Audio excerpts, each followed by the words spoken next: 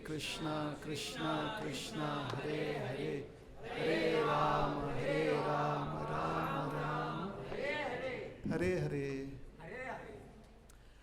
ॐ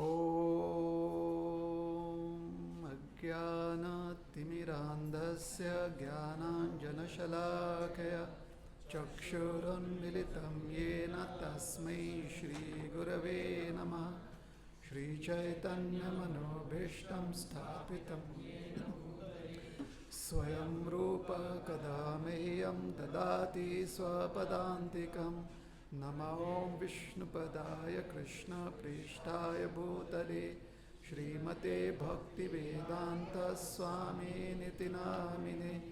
नमस्ते सारस्वतीदेवे गौरवाणी प्रचारिणे निर्विशेष शून्यवादी पाश्चात्यदेशतारिणे। वाञ्छाकल्पतरुभ्यश्च कृपा सिन्धुभ्यैव च पतितानां पावनेभ्यो वैष्णवेभ्यो नमो नमः। जय श्री कृष्ण चैतन्य प्रभु नित्यानंद श्री अद्वैत गदाधर श्रीवासादि गौर भक्तवृंद। हरे कृष्णा कृष्णा कृष्णा हरे हरे, हरे राम राम राम हरे हरे।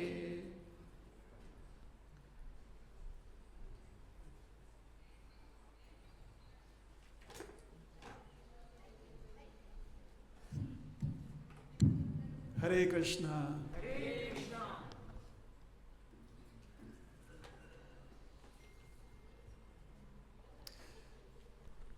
तो पहले एक छोटी सी कथा आपको सुनाते हैं। लग रहा है ना कि आज उपवास है, निर्जल कर रहे हैं, गला सूखा हुआ है, तो कथा सुनाते हैं, ठीक है। और कथा श्रवण में सबसे महत्वपूर्ण जो विषय होता है, मुद्दा होता है, वो यह है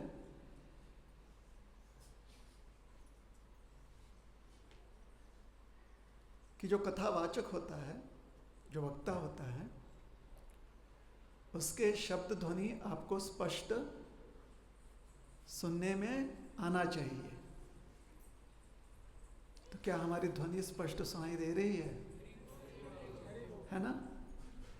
आपको लगा हम कहेंगे कि स्पष्ट सुनना चाहिए, है ना?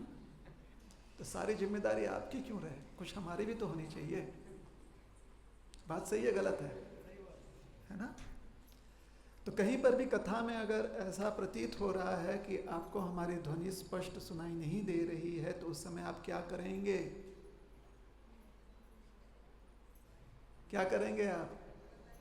हरे कृष्णा हाँ, कृष्णा कृष्णा हरे हरे, हरे राम राम राम हरे हरे। नहीं, आपको इस्कॉन के सदस्य की तरह जो है प्रतिक्रिया नहीं देनी है। मराठी सारखं वागा। मराठी लोक काय करतात सांगा, अहो महाराज काही ऐकू येत नाही, असं स्पष्ट बोलायचं। बरोबर है? बोलता येईल सगळ्यांना? ठीक है। तो हमारी ध्वनि जो है, हमारे शब्द जो हैं, वो आपको स्पष्ट सुनने में आना चाहिए, ठीक है। तो एक बार की कथा है।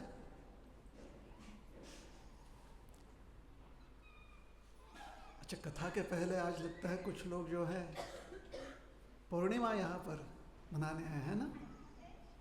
हमारी संस्कृति पूर्णिमा की भी संस्कृति है। आज क्या है? हाँ, एक वो है, पण मराठी माणूस, कोकणातला माणूस, त्याच्यासाठी काय आज नारळी पौर्णिमा, बरोबर है ना। आज क्या करता है व्यक्ति? आज ये सब रक्षाबंधन हो, ये जो पूर्णिमा है ना,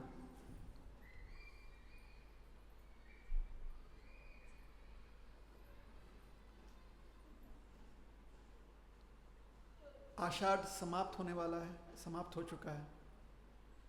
श्रावण शुरू हो जाएगा, है ना?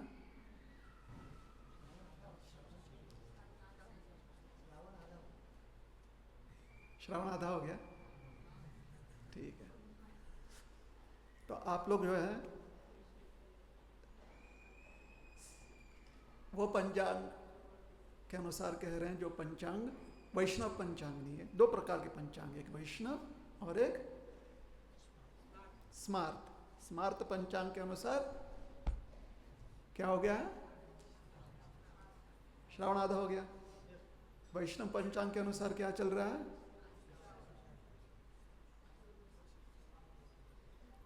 आज से चातुर्मास का दूसरा महीना शुरू हो जाएगा। चातुर्मास का दूसरा महीना शुरू हो जाएगा, तो आज से भाजी पाला खाना शुरू। और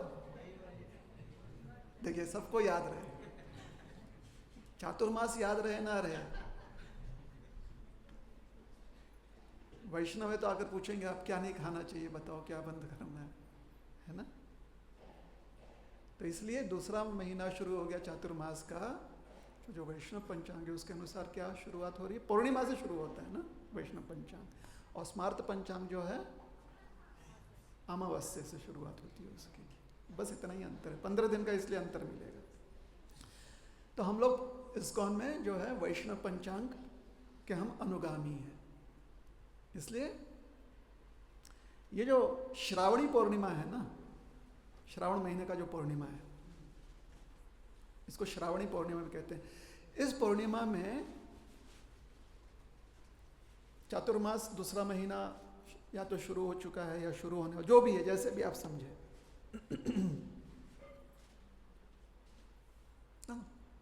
हाँ, तो इसमें बहुत ध्यान देना पड़ता है कि आप अपनी दृष्टि बहुत ही स्पष्ट रखें। अपनी बुद्धि को आप हमेशा उजागर रखें।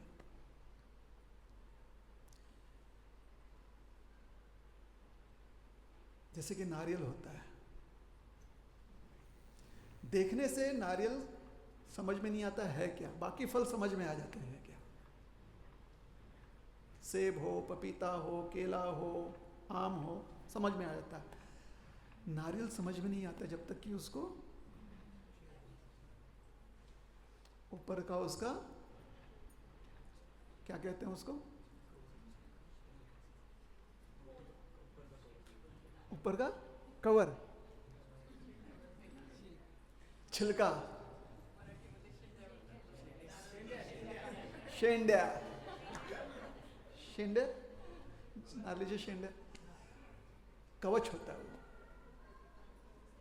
अंदर उसका बहुत सख्त कवच होता है और बाहर से थोड़ा सा नरम, क्योंकि जो फल है वो भीतर है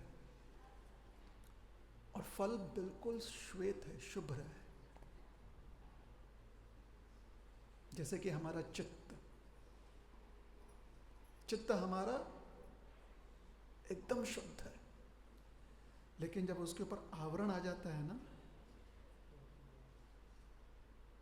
बहुत सारे आसक्तियों के, वासनाओं के आवरण आ जाते हैं, तो दिखाई नहीं देता। जो शुद्ध चित्त होता है दिखाई नहीं पड़ता। जब आप अपना चेहरा कहीं पर देखते हो, आईने में देखते हो, फेसबुक पर देखते हो, फोटो में देखते हो, तो आपको खाली वो बाहर का आवरण दिखाई पड़ता है कि हम स्त्री हैं, हम पुरुष हैं, हम छोटे हैं, हम बड़े हैं, हम काले हैं, हम गोरे हैं, हम गरीब हैं, हम अमीर हैं, हम सुंदर हैं, हम कुरूप हैं, इत्यादि इत्यादि इत्यादि। मतलब अनंत रूप से हमने अपने ऊपर एक आवरण रख लिया, अनंत रूप से।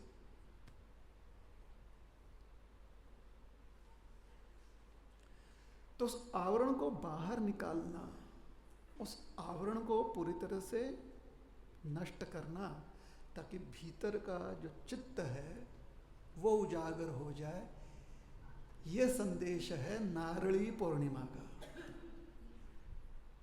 बात समझ में आ रही है आपको? इसलिए हमारी संस्कृति में नारियल को श्रीफल भी कहा गया, क्योंकि उससे आपको श्रीमंती, समृद्धि प्राप्त होती है। और श्रीमंत समृद्ध व्यक्ति सिर्फ द्रव्य धन से नहीं होता, जब तक कि उसके पास विवेक बुद्धि ना हो।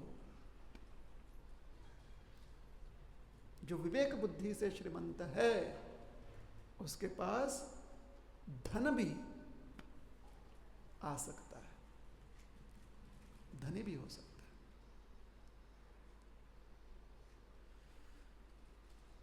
आज राखी पूर्णिमा भी है, उद्देश्य वही है। बहन जो होती है वो घर की किसी भी गृह, घर की लक्ष्मी होती है, समृद्धि होती है, श्री होती है। भाई उसका कवच होता है। क्या बहन कवच की आवश्यकता नहीं है?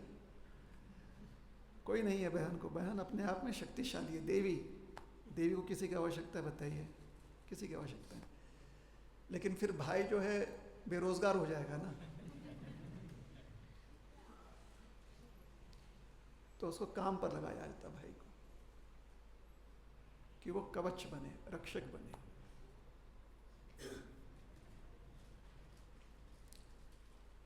बहन सतबुद्धि देती है, उस सतबुद्धि की रक्षा करने के लिए बल बुद्धि की आवश्यकता पड़ती है। बहन प्रतीक होती है सतबुद्धि की, इसलिए वही बहन आगे जाकर परम गुरु बनती है मां के रूप में। ये रक्षाबंधन है। पण आपण काय फक्त बांधायचं, आता मला काहीतरी दे, घे, त्याच्यात संपून जातं सगळं काही, है ना। हमारी प्रथा क्या है? जाकर बाजार से कोई डोरी लेकर आओ, उसको बांधो, खत्म करो। तो हमारी संस्कृति इतनी पुरातन है, इतने हम लोग बड़े ही भाग्यशाली हैं कि इतने प्रकांड पंडित हमारे पूर्वज रह चुके हैं, जो कितने सुंदर सुंदर सिद्धांत, दृष्टिकोण हमें प्रदान करते हैं। बैठकर हम लोग जो उनका उच्चिष्ट खा रहे हैं, जो भी आज ज्ञान दिया जा रहा है वो उन्हीं का उच्चिष्ट है ना, है कि नहीं? लेकिन इस उच्चिष्ट में अत्यंत शक्ति है। शक्ति बल से परिपूर्ण है। ये ज्ञान उच्चिष्ट जो हमें अपने पूर्वजों से प्राप्त है, उन्हीं को हम पूर्वजों को अपने आचार्य कहते हैं। यही आचार्य परंपरा है।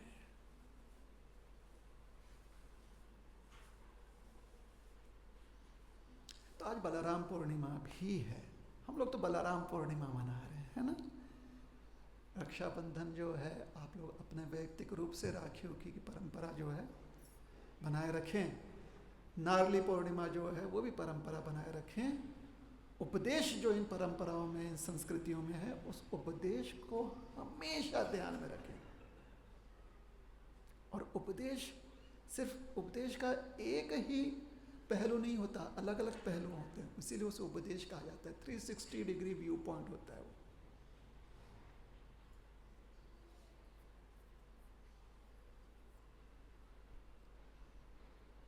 काल चक्र के समान जैसे जैसे हमारा समय बदलता है, वैसे वैसे वही उपदेश अलग रंग रूप धारण करके हमारी सहायता करता है।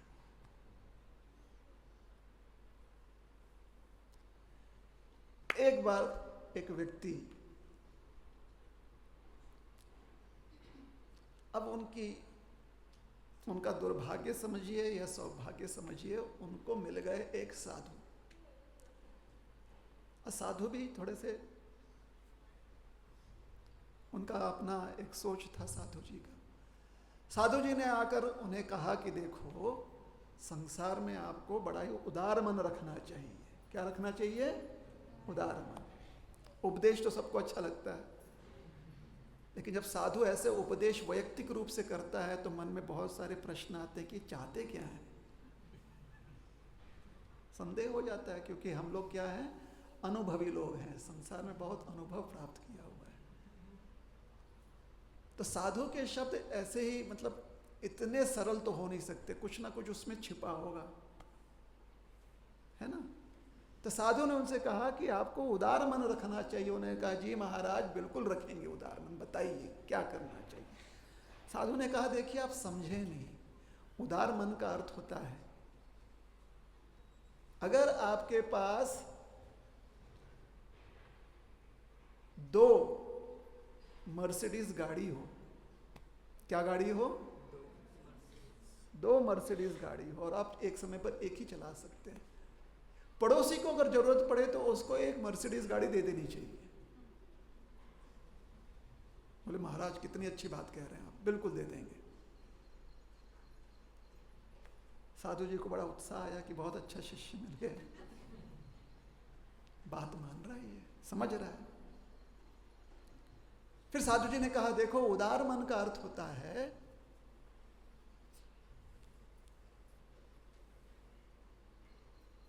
अगर आपके, हरे कृष्ण, हमने कुछ छू दिया कि यहाँ पे, हाँ हम नहीं छुआ। अगर आपके पास 2 सोने के मुकुट हैं तो आपके सर पर तो एक ही ताज बैठेगा ना, 2 तो नहीं बैठ सकता। तो पड़ोसी के सर पर अगर ना हो तो अपना एक मुकुट सोने का उसे दे देना चाहिए। उन्होंने कहा महाराज ठीक है दे देंगे। साधु जी बड़े उत्साही हो गए। साधु जी ने कहा उदार मन का अर्थ होता है कि अगर आपके पास 2 बैल हैं तो आपको एक बैल अपने पड़ोसी को दे देना चाहिए अगर उसे जरूरत हो तो। साधु महाराज की यह बात सुनते ही शिष्य जी ने कहा बिल्कुल नहीं, नहीं देंगे हम। साधु जी चौंक गए। साधु महाराज ने पूछा वत्स अभी तक तो सब कुछ मान रहे थे तुम, अब क्यों नहीं मान रहे हो? बोले महाराज हमारे पास 2 बैल हैं, गाड़ी मर्सिडीज तो है नहीं ना, सोने का 2 मुकुट क्या, एक भी मुकुट नहीं, लेकिन बैल तो 2 है ना। जो नहीं है उसके प्रति उदार होते हुए दूसरों को दान करने में क्या जाता है। इसी प्रकार से दुनिया में अक्सर हमारा समय बीतते रहता है जहां पर हम अच्छाई का ऐसा ही मुखौटा पहनकर जीते हैं और उपदेश ऐसे ही करते हैं लोगों को, काय त्याच्यात देऊन टाका की। दूसरा वाला फिर बरोबर आहे, तुमच्यावरती नाही आलेले नाही पाळी, देण्याची पाळी तुमच्यावरती आली तर तुम्ही देणार काय?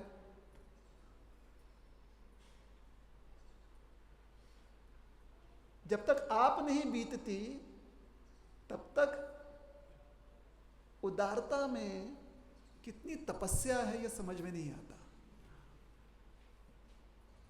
दूसरों को उपदेश करने में जब तक कि दूसरों को त्याग करना पड़े बड़ा अच्छा लगता है, और ऐसे अच्छाई करते हुए मन में भी बड़ी सच्चाई आ जाती है हमारे। हमें लगता है कि सही में हम अच्छे पथ पर चल रहे हैं। लेकिन पथिक की परीक्षा तो तभी होती है ना जब सिर्फ अच्छाई का मुखौटा ही जीवन में आपका करेंसी ना हो, उसी पर जीवन ना चल रहा हो। जब तपस्या करनी हो, अग्नि परीक्षा जब आ जाए, उस समय क्या हम में उतनी सहन शक्ति है, उतना आत्मबल है, यह उस पथिक की परीक्षा होती है। बात समझ में आ रही है? और जो इस पर खरा उतर जाता है वो सिर्फ उपदेशक ही नहीं बन जाता, वो अच्छा साधक बनता है। और आज बलराम पूर्णिमा के दिवस हमें विचार करना चाहिए कि हमें अच्छा साधक बनना है, क्योंकि श्री बलराम जी हमारे वैष्णव सिद्धांत के अनुसार आदि गुरु हैं। देखिए, जब भगवान कृष्ण हमारे जो सिद्धांत हैं उसके अनुसार भगवान कृष्ण जब अपने जो अत्यंत आकर्षणीय शक्ति हैं उन्हें जब भगवान कृष्ण व्यक्त करते हैं तो साक्षात श्रीमती राधा रानी के रूप में, लादिनी शक्ति के रूप में व्यक्त करते हैं। वैसे ही जब भगवान अपने गुरु तत्व का, अपना गुरु जो उनका अस्तित्व है उसे भगवान उजागर करते हैं तो श्री बलराम जी को व्यक्त करते हैं। साक्षात कृष्ण जब गुरु स्वरूप धारण करते हैं वो गुरु स्वरूप हैं बलराम जी।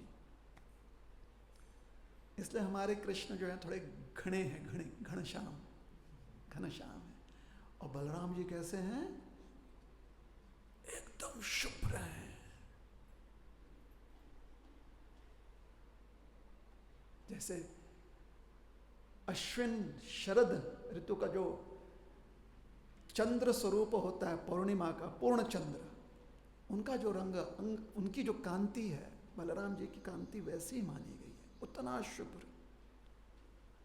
क्योंकि गुरु का चरित्र शुभ्र वैसे ही होता है। इसका क्या मतलब है? कृष्ण का चरित्र थोड़ा गड़बड़ है ना। कभी कभी तर्क को इतना नहीं खींचना चाहिए कि कुतर्क हो जाए। हमें कुछ बातें समझाने के लिए संसार का कोई ना कोई उदाहरण दिया जाता है, सांसारिक उदाहरण। इसे कहते हैं उपमा।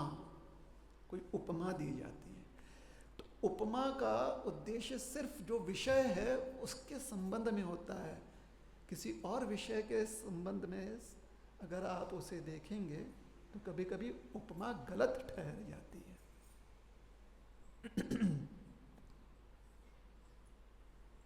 तो बलराम जी क्योंकि गुरु हैं, उनका स्वरूप भी उसी प्रकार से, या हम कह सकते हैं कि उनके स्वरूप से भी यही प्रकट होता है कि बिल्कुल निर्मल है वो।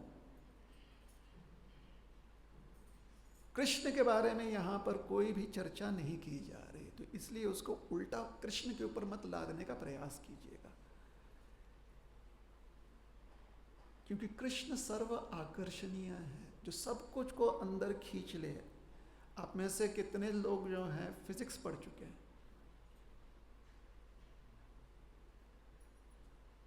कौन सा शास्त्र कहते हैं उसे? भौतिक, आध्यात्मिक, फिजिक्स। जो चीज सब कुछ खींच लेता है और अगर वह प्रकाश को भी खींच ले तो फिर क्या बन जाता है वो? घनश्याम। तो कृष्ण के लिए यह उपमा दी गई है। हम लोग अत्यंत अपने आप को चतुर कभी कभी समझने लगते हैं, इसलिए फेरा फेरी करने लगते हैं। ऐसा नहीं करना चाहिए। तो बलराम जी, तो संदर्भ क्या था? क्या हम उदाहरण दे रहे थे? कथा हमने छोटी सी जो लघु कथा सुनाई वो क्या थी कि कैसे आसान होता है अच्छाई का एक मन में धारणा रखना, लेकिन कठिनाई तब आती है जब उसके अनुसार हमें आचरण करना पड़ता है। हमेशा नहीं, बहुत बार हम सफल हो जाते हैं, लेकिन कहीं कहीं जहां पर एकदम खूंटी अटकी हुई है ना, जहां पर आसक्ति बहुत है, वहां पर फिर हमारी परीक्षा हो जाती है। और अक्सर ऐसी परीक्षा में बहुत पीड़ा होती है।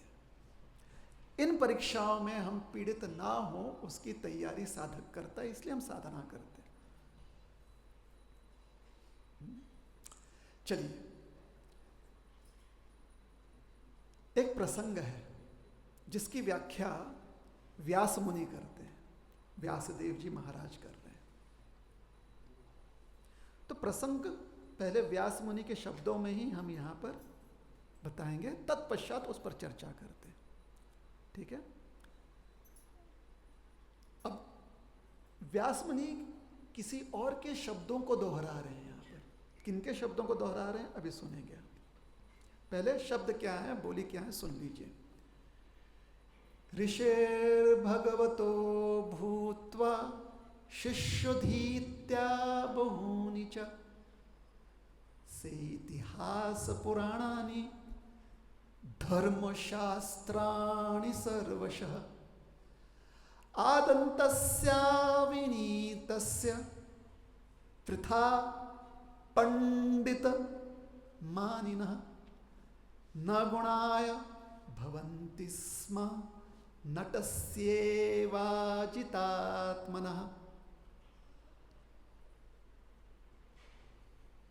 देखिए कैसे सबके सब शांत हो गए। बाप रे, बहुत सरल अर्थ है इसका। यह जो प्रसंग, ये जो दृष्टांत हमने श्रीमद् भागवत पुराण से लिया है, इसके दो भाग हैं। पहले भाग में चर्चा की जा रही है एक शिष्य की, और दूसरे भाग में तो वहां पर गुरु जी की भी चर्चा आएगी, गुरु शिष्य की। और जो दूसरा भाग है उसमें चर्चा की जा रही है शिष्य वृत्ति की। ठीक है, तो पहले गुरु शिष्य के बारे में चर्चा की जाए। ऋषेर भगवतो भूत्वा, ऋषि भगवत, साक्षात भगवान ऋषि जो हैं, कौन है? व्यासदेव मुनि। व्यासदेव मुनि साक्षात भगवान है। भगवान के अनंत अवतार हैं, जिनमें से एक अवतारों की श्रेणी मानी गई है शक्त्यावेश अवतार। तो व्यासदेव मुनि में विशेष भगवान की शक्ति हैं, जो कि वेदों को प्रकट कर सके। बहुत ज्ञान है शास्त्र का, उनका संकलन करके इतने सुंदर रूप से व्यक्त करना किसी साधारण व्यक्ति का कार्य नहीं हो सकता। जैसे सोचिए ऋषि मुनियों का समागम यहाँ पर, तो इनके पास भी ज्ञान है, उनके पास भी ज्ञान है, इधर भी ज्ञान है, उधर भी ज्ञान है। ये सबको एकत्र करना, मतलब इतना तेज प्रोसेसर जिसका हो सके, प्रोसेसिंग कंप्यूटर ऐसा, ये भी दृष्टिकोण लिया, वो भी दृष्टिकोण लिया, सबका समावेश करके उसका सार निकालकर उसको प्रस्तुत करना, ताकि आप और हम जैसे व्यक्ति बड़े सरल रूप से उसे समझ पाए। ये भगवान के अलावा कोई नहीं कर सकता। इसलिए जिस व्यक्तित्व ने उसे किया है, जिन्हें श्रेय दिया जाता है, वो है व्यास मुनि, व्यासदेव जी महाराज, और वो हैं शक्त्यावेश अवतार है। उनके बारे में चर्चा की जा रही है। भूत्वा, ये जो हैं, उन्होंने क्या किया? शिष्योधीत्या बहूनि च, शिष्य बनाया। एक विशेष शिष्य की चर्चा की जा रही है, और इस शिष्य के माध्यम से या शिष्य को प्रेरणा दी, औधित्या, अध्ययन करने के लिए अध्ययन करवाया उनसे। शिष्य ने भी अध्ययन किया, कष्ट किया, परिश्रम किया शिष्य ने। बहूनि च, इतने अलग अलग सिद्धांतों से अपने शिष्य को परिपूर्ण किया। शिष्य ने भी उस परिपूर्णता को स्वीकारा। एकदम सही गुरु, सही शिष्य। बहूनि च, क्या क्या है वो? स इतिहास पुराणानि, इतिहास और पुराण, इसका जो सैद्धांतिक स्वरूप है, इसके जो उपदेश हैं, ये पूर्ण तरह से अपने हृदय में से उसे उजागर करते हुए अपने शिष्य के हृदय में उसे उतार दिया, उजागर कर दिया। स इतिहास पुराणानि धर्मशास्त्राणि सर्वशः, जितने भी धर्मशास्त्र हैं, आपके लौकिक धर्म हो, पारमार्थिक धर्म हो, आपका आर्थिक धर्म हो, जो भी जितने भी धर्मशास्त्र हैं, आपके जीवन के अलग अलग जितने भी व्यवहार हैं, उनसे संबंधित जितना भी धर्मशास्त्र है, धर्मशास्त्राणि सर्वशः, सबसे अपने शिष्य को जो है परिपूर्ण करने का प्रयास किया, और शिष्य ने भी पूरा प्रयास डाल दिया उसमें।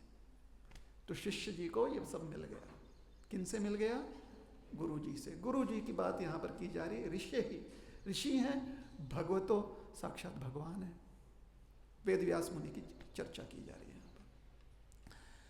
अब शिष्य वृत्ति, अदान्तस्य विनीतस्य, अदांत अस्य, शिष्य क्या हो गया? अदांत। अदांत मतलब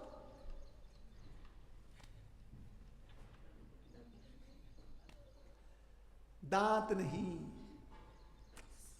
सामान्य भाषा में उसका यह अर्थ नहीं निकलता है। सामान्य भाषा में दांत नहीं होते तो किसी भी वस्तु का जो रस है, क्योंकि आप उसे ठीक से चबा नहीं पाते हो, तो उसका रस ग्रहण नहीं कर पाते, सार ग्रहण नहीं कर पाते। अदांत का अर्थ होता है जिसके मन और इंद्रियां उत्तेजित रहती हैं। अदांत। अरे इतना ज्ञान मिल गया तो उत्तेजित क्यों है? क्या उत्तेजना है? व्यवहारिक उत्तेजना नहीं है। व्यवहार के दृष्टिकोण से इंद्रियों पर संयम है, लेकिन अदांत का और एक अर्थ निकलेगा, जो कि दूसरा जो शब्द प्रयोग किया जा रहा है, दूसरा जो विशेषण दिया जा रहा है शिष्य जी के लिए, अविनीतस्य। अविनीत। अविनीत मतलब मन में कहीं अपने चित्त में उनकी धारणा यह है कि हम तो गुरु जी जितने ही बुद्धिमान हैं, शायद उनसे श्रेष्ठ है। हो सकता है ऐसे, कभी कभी हो जाता है। हो जाता है कि नहीं हो जाता है? हो जाता है। हर व्यक्ति जो है भगवान का नित्य अंश है, इसलिए वो जो भी गुण भगवान में है, परमात्मा में है, वो आत्मा में होंगे ही। अंतर यह है, भगवान विभू हैं, हम अणु हैं, बस इतना अंतर है। लेकिन अणु रूप में भी जो गुण हैं, वो गुण इतने वैभवशाली हैं। हर आत्मा का जो गुण है वो इतना वैभवपूर्ण है कि उसका वैभव जब थोड़ा सा उसका प्रकाश भी हमारे भौतिक जीवन में आ जाता है तो उससे व्यक्ति अहंकारी बन सकता है। तनिक मात्र प्रकाश भी आ जाए, थोड़ा सा एक दिन अच्छे से आपने बहुत सुंदर जो है जितना उपटन लगा हुआ कर स्नान कर लिया, जितना तेल लगाकर स्नान किया, जितना भी शैम्पू करके, तो उस दिन थोड़ा सा शरीर में प्रकाश आ जाता है, शरीर थोड़ा तेजस्वी लगने लगता है। बात सही है गलत है? और हमें लगने लगता है कि हम कितने सुंदर हैं। 4 लोगों से जाके पूछते हैं, जब तक कि 4 लोग ना गए, अरे आज तो कुछ तो अलग ही लग रहा है बिल्कुल, तो मन जो है एकदम प्रसन्न हो जाता है कि मैं कितनी सुंदर है, हम कितने सुंदर हैं, हम कितने तेजस्वी हैं। अब उसके आगे अगले हर दिन इतना स्नान नहीं कर पाएंगे, लेकिन मन में ये इच्छा जरूर रह जाती है कि रोज ऐसा ही स्नान करें ताकि ये तो लगता क्या है, तेज कहां से आया? तो ये जो थोड़ा सा तेजस्वी होने का एक चिंगारी मात्र प्रकाश जो है, जब ये शरीर प्रकट करता है, उसमें हम इतने भ्रमित हो जाते हैं। तो सोचिए, अज्ञानी व्यक्ति को साक्षात आत्मदर्शन अगर हो जाए तो अपने आप को हिरण्यकश्यप रावण ना समझने लगे।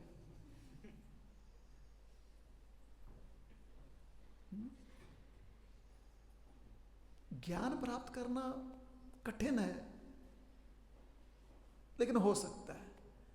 लेकिन उस ज्ञान के आधार पर विद्या विनय आना, ये कदाचित कुछ लोगों के पास ही आता है। गीता में तभी तो भगवान कहते हैं विद्या विनय संपन्ने।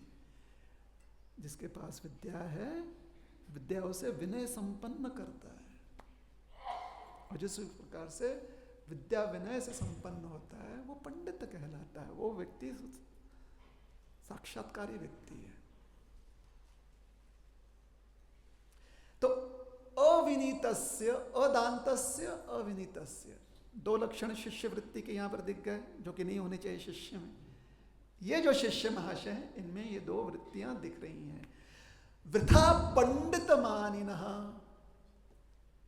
वृथा व्यर्थ ही, अनावश्यक मतलब जरूरत नहीं है। जैसे आप कभी कभी गाड़ी में बैठकर जाते हो, कार में बैठे रहे, मोटरसाइकिल में बैठे रहे, जितने नौजवान हैं, कन्याएं जो हैं, गाड़ी आप लोग के पास भी आजकल है, गाड़ी में आप बैठकर जाते हो, अचानक कहीं पर गाड़ी को रोकना पड़ा, सोचिए सिग्नल पर आ गए, भीड़ है, ट्रैफिक है, आपको 2 सेकंड मिल जाता है, उसमें ही आप अपना चश्मा ठीक करके देखने लगते हो कैसे दिख रहे हैं। गॉगल्स होता है कि नहीं होता है? होता है गॉगल्स? अरे आज गॉगल्स कैसे नहीं पहनकर आदमी मोटरसाइकिल चलाए, एक्टिवा चलाए, चलाना ही पड़ता है, उसके बिना तो चला नहीं सकते। हेलमेट पहनेंगे थोड़ी अच्छा लगेगा, खाली गॉगल्स होना चाहिए। हेलमेट तो सर की रक्षा करता है, लेकिन उससे हमारा सौंदर्य छिप जाता है, गॉगल से हमारा सौंदर्य निखरता है।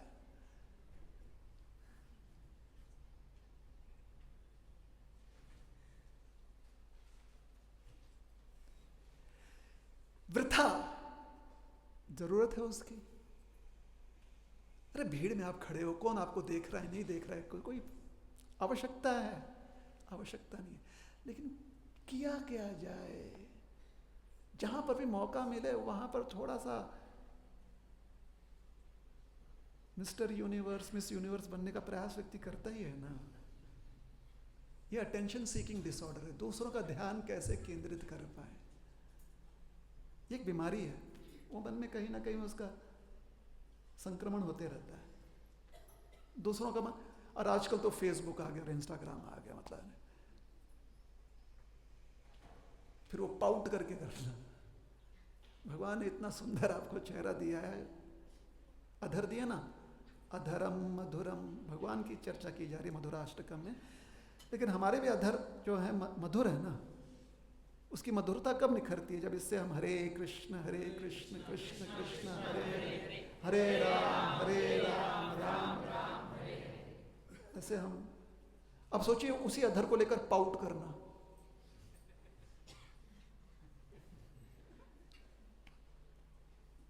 चिमड़िया सर का।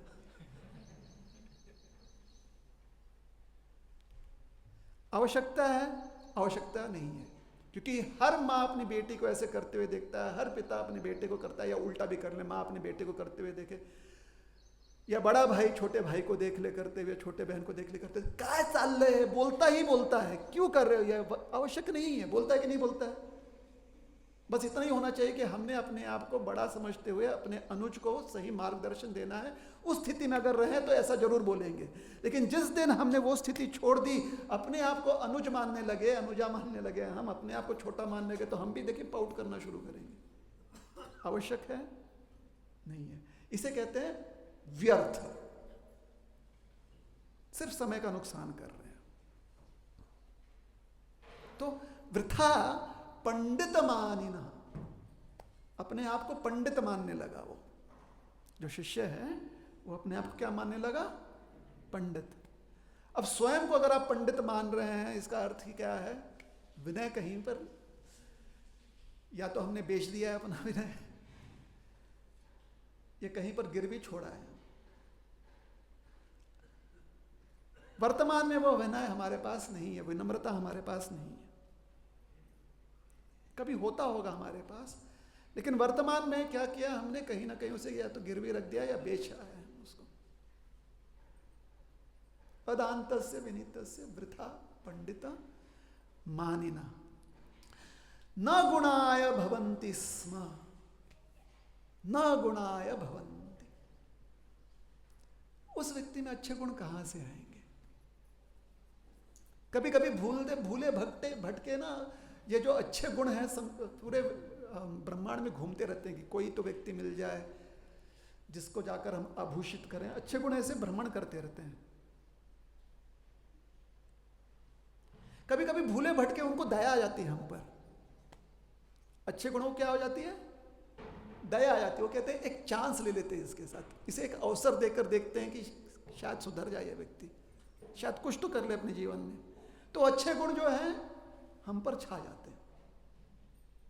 ब्रह्मांड में अच्छे गुण क्या है? भ्रमण कर रहे हैं, घूम रहे हैं। हमको देख लिया, दया आ गई उनको, अरे बेचारा बेचारी, चलो इसके ऊपर हम थोड़ा सा छा जाते हैं। अच्छे गुण हम में आ जाते हैं कुछ समय के लिए। तो अच्छे गुण आते हैं, ऐसा नहीं कि नहीं आते हैं, अच्छे गुण आते हैं, समय समय पर बीच बीच में आते रहते हैं। लेकिन जब सही में उसकी आवश्यकता होती है तो हम क्या करते हैं? अपने आप को पंडित मानने लगते हैं, अपने आप को श्रेष्ठ मानने लगते हैं और अच्छे गुणों का हम त्याग कर देते हैं। जैसे दूध में थोड़ा सा एक भी बूंद खटास का पड़ जाए, दूध बिखर जाता है। वैसे ही कुछ समय के लिए, अलग अलग समय काल में जब थोड़े बहुत अच्छे गुण हमें आने लगते हैं, तो एक खटास का बूंद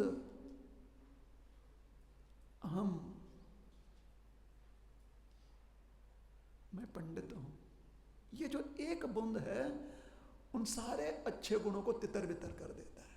सारे अच्छे गुण छोड़कर फिर से ब्रह्मांड में भ्रमण करने लगते हैं और हम अच्छे गुणों से रहित हो जाते हैं, खाली हो जाते हैं।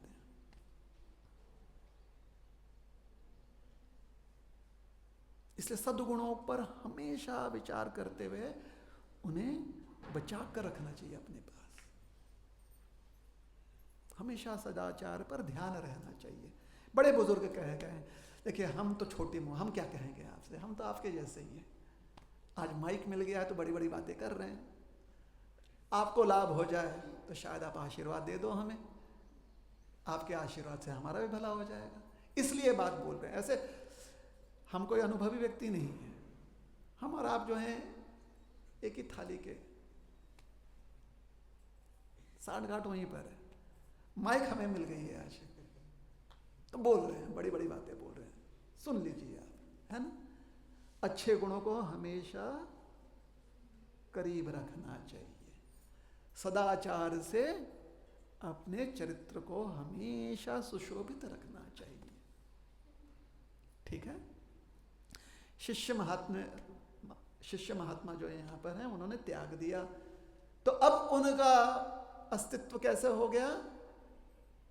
भागवत पुराण जी क्या कह रहे हैं? पुराण महाराज कह रहे हैं यहाँ पे, नटस्येव, एक नट के समान। एक नट कितना अच्छा काम करता है ना, करता है कि नहीं करता है? नट करता है। महाअवतार नरसिम्हा, देख कर आए कि नहीं देख कर आए? हाथ ऊपर कीजिए। अरे नहीं देख कर आए तो क्या कर रहे हैं आप, जाइए देख कर आइए। कम से कम किसी का तो भला हो, आपके पैसा किसी और के पास तो जाए, और ऐसे कुछ ना कुछ बनाए हो, है ना। अच्छा, उसमें जो नरसिम्हा देव की जो ध्वनि है, जो बोली है, आपको क्या लगता है जिस नट ने किया होगा, शायद जिस समय वो डायलॉग डिलीवरी कर रहे हैं, नरसिम्हा देव शायद भीतर आ गए होंगे। अब पता नहीं उनके भीतर है या नहीं है, लेकिन नट ने अपना काम अच्छा किया कि नहीं किया? नरसिम्हा देव का डायलॉग कैसा लग रहा था सुनने में? लग रहा था ना। जब आप अगली बार उनसे मिलेंगे, वो किसी और फिल्म में अगर अपना डायलॉग डिलीवरी दे रहे हैं, तो पता है क्या कहेंगे? वो कहेंगे, पता नहीं, ऐसा कह सकते हैं कि फिल्म में अपना काम है ना उनका, तो शायद कह सकते हैं वहां पर चोरी करने जाना चाहिए हमें, नहीं तो कैसे होगा, घर में खाने को कुछ नहीं है। वही डायलॉग डिलीवरी वही व्यक्ति करेगा जो नरसिम्हा देव का डायलॉग। लेकिन जब तक वो डायलॉग डिलीवरी नरसिम्हा देव भगवान का कर रहा है, अच्छा लग रहा था ना। नट का काम यही है। नट का काम क्या है? क्या बात है, रोल प्ले। नट, जो कि कभी कभी हम लोग बहुत ही दक्षता से करते हैं, कभी कभी या बहुत बार अपने जीवन में करते हैं। डायलॉग डिलीवरी हमारी इतने, मतलब सामने वाले व्यक्ति के अज्ञान को काट दे, ऐसे डायलॉग डिलीवरी होते हैं हमारे। और सही में हम चाहते भी हैं कि उनका अज्ञान हट जाए, बस उनका हटे, हमारा नहीं। ये चलते रहता है हमारा जीवन, है ना।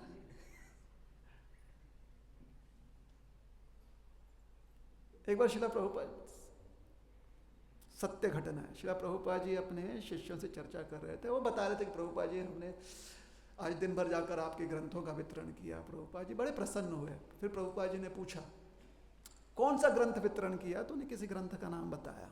प्रभुपाद जी ने पूछा तुमने पढ़ा है? शिष्य शांत हो गया, क्योंकि आज तक उसे लग रहा था कि उसे सिर्फ ग्रंथ वितरण करना, पढ़ना नहीं है। वो दूसरों को समझा रहा था कि आपके लिए इसमें सुंदर सुंदर उपदेश हैं। उसे लगा कि मेरे लिए तो प्रभुपाद जी मुझे तार देंगे, मुझे पढ़ने की जरूरत नहीं है, उनको मेहनत करने दो, क्योंकि मैं उनके लिए मेहनत कर रहा हूं तो वो मेरे लिए मेहनत करेंगे। अरे ये परंपरा, ऐसी परंपरा क्यों चाहिए? ग्रंथ दिया है गुरु महाराज ने सभी के लिए, जिन और सभी गणों में हम भी आते हैं।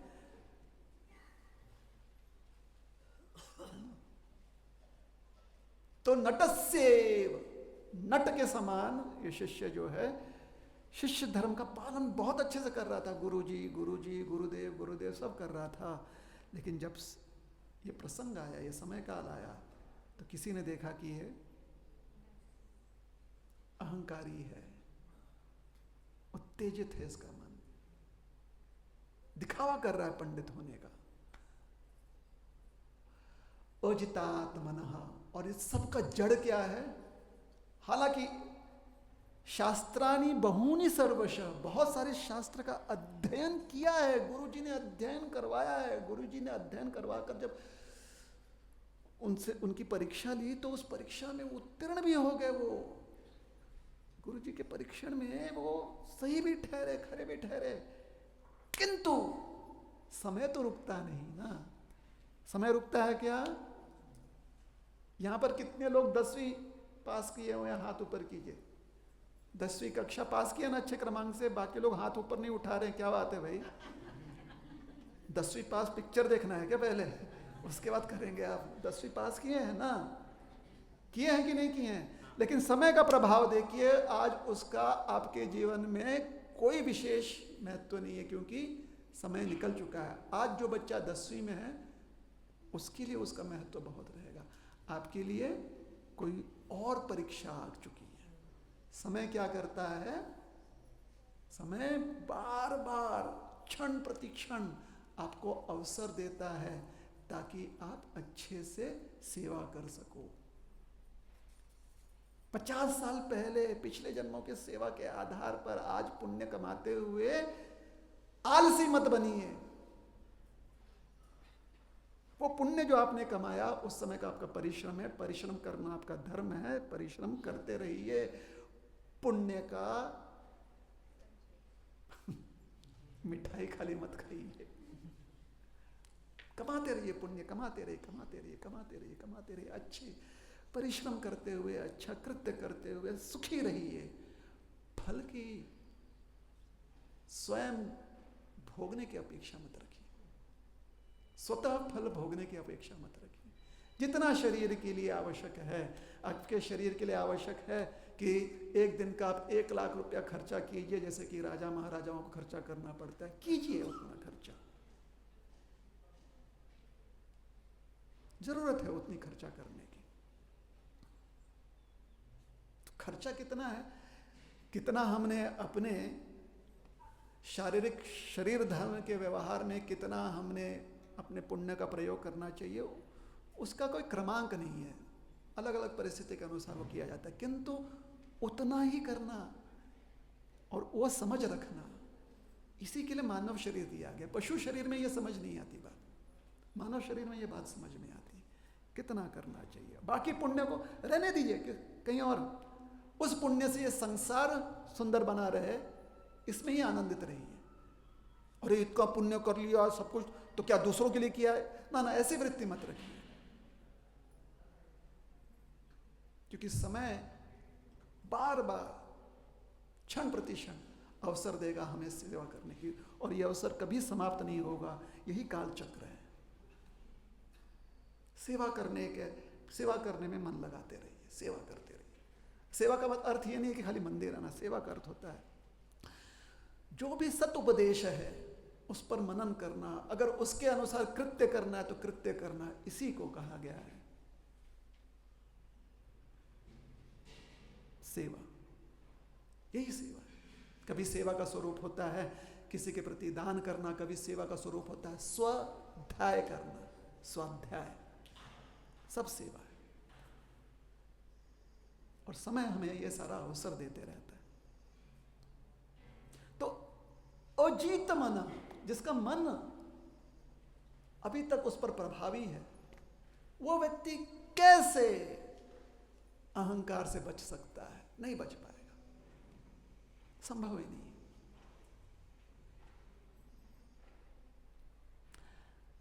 ये शब्द जो बोली हैं व्यासदेव जी महाराज ने, जिसे भागवत पुराण में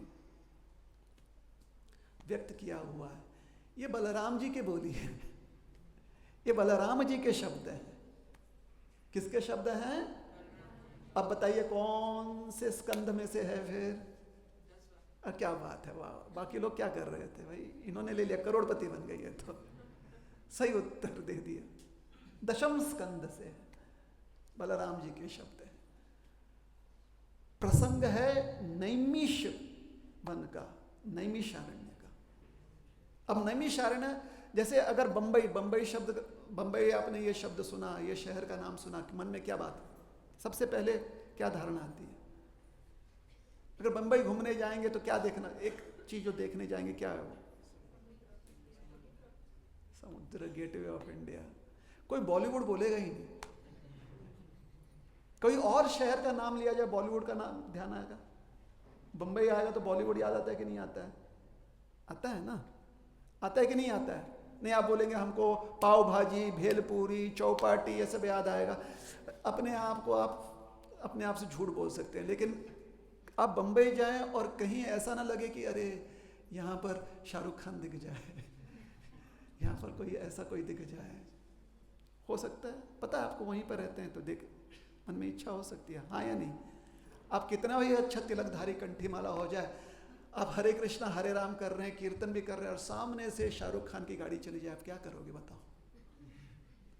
आप कीर्तन करते रहोगे या हरे कृष्णा हरे करोगे कि नहीं करोगे? सही बताओ, करोगे ना?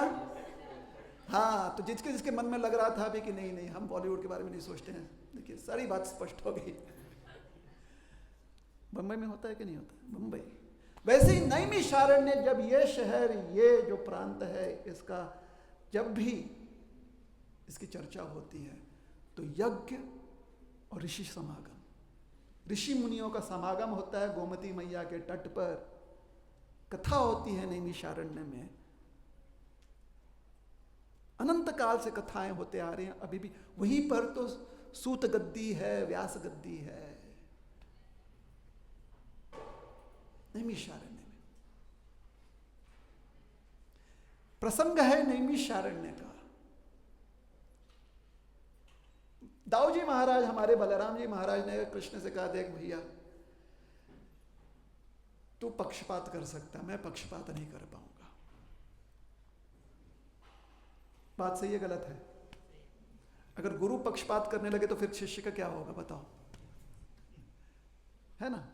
लेकिन भगवान पक्षपात कर सकते कि नहीं कर सकते? भगवान पक्षपात करते हैं, तभी तो बोलते हैं गुरु के पास जाओ। बोलते कि नहीं बोलते? बात सही है। हाँ? गुरु पक्षपात तो नहीं कर सकते ना। तो बलराम जी ने कहा मैं पक्षपात नहीं कर सकता, दोनों ही हमारे ही रिश्तेदार हैं, दोनों ही कुरुवंशी हैं, हम चले तीर्थ यात्रा पर। महाभारत का प्रसंग है नहीं है? है ना? क्या सीखने को मिला? घर में जब भी ऐसा कोई माहौल हो जाए, कहाँ निकल जाना चाहिए?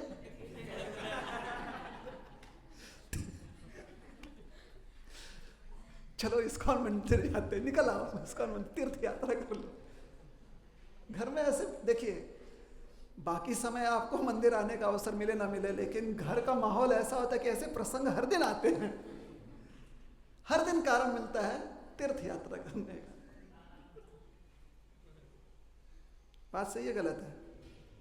तीर्थ यात्रा करने हमारे बलराम जी निकल गए। अब तीर्थ यात्रा में एक जो धाम क्षेत्र है, तीर्थ क्षेत्र है, वो है नैमिषारण्य। पहुंच गए वहां पर पहुंचे तो जितने ऋषि मुनि थे आंखों में आंसू आ गए, उनके रोमांच आ गया।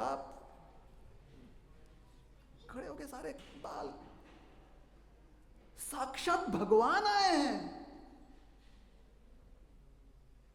जो भी कथा चल रहा था सब कथा उठा, उन्होंने बोला कथा का सार यहां पर आ चुका है।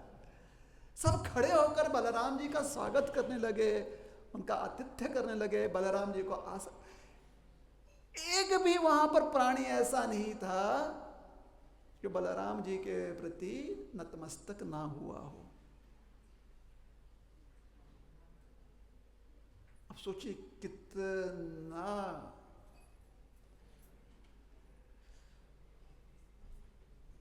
भगवान कृष्ण को ये बात पता चली होगी तो कैसा लगा होगा, सोचिए। अरे सबको बलराम जी को इतना इंपॉर्टेंस दे रहे हैं, मुझे कोई नहीं, है ना। कभी कभी हमें लगता है कि साक्षात देवी शक्ति हम में है, फिर भी हम में तो ऐसी भावना आई जाती है, उनको सब कुछ क्यों मिल रहा है, हमें क्यों नहीं। तो भगवान कृष्ण को भी तो लगना चाहिए, क्योंकि देवी शक्ति तो हम में भी है।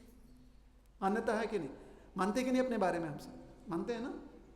नहीं हो मतलब कभी भी मन से ना किसी का हमने बुरा नहीं किया, तो भैया फिर किस चीज से बुरा किया वो सोचकर ही डर लग रहा है।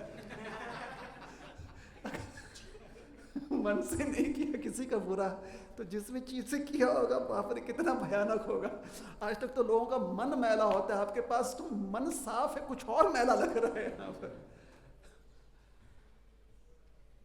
हम कभी किसी का, भगवान की बहुत कृपा है कि कभी भी किसी का हम बुरा नहीं सोचते, देवी शक्ति। लेकिन किसी और के प्रति अगर ध्यान चला गया तो हमें अच्छा नहीं लगता। I want to be the centre of all attraction भाई, all attention should come on to me. बात सही है गलत है? बात सही है। आज तक किस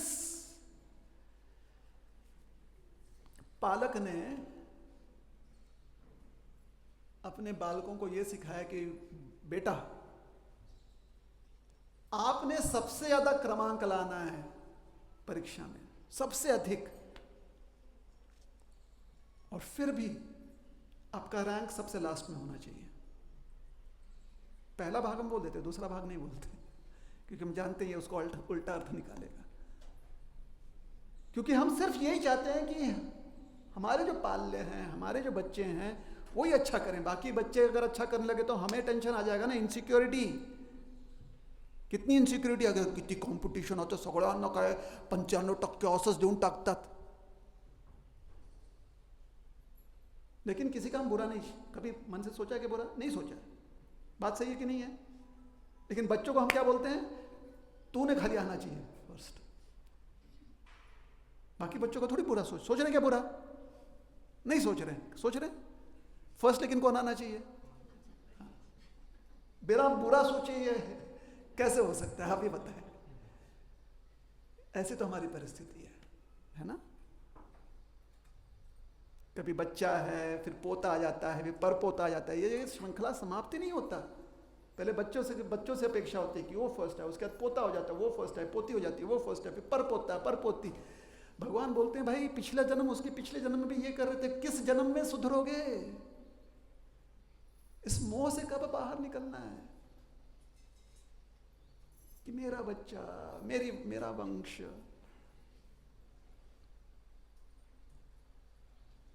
कभी ना कभी तो निकलना है ना इस मोह से बाहर। ये तभी हो सकता है जब अन्य बच्चों के लिए भी हम सद्भावना रखें और कहीं ना कहीं मन में बात ये रहे कि वो भी फर्स्ट आ जाए भाई, वो भी पहला क्रमांक ले लें।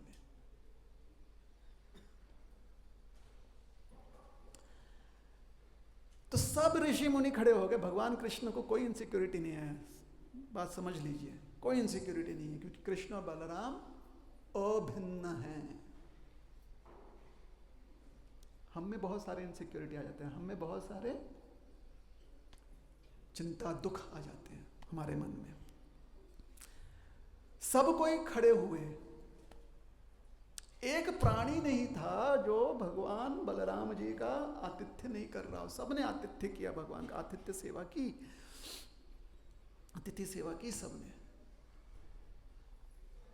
लेकिन हमारे जैसा कोई व्यक्ति था, आप सब उठ के खड़े होकर स्वागत कर रहे हैं भगवान जी का, हम जैसा कोई व्यक्ति था व्यास आसन पर ऐसे ही बैठा रहा और देख कर सब ठीक है,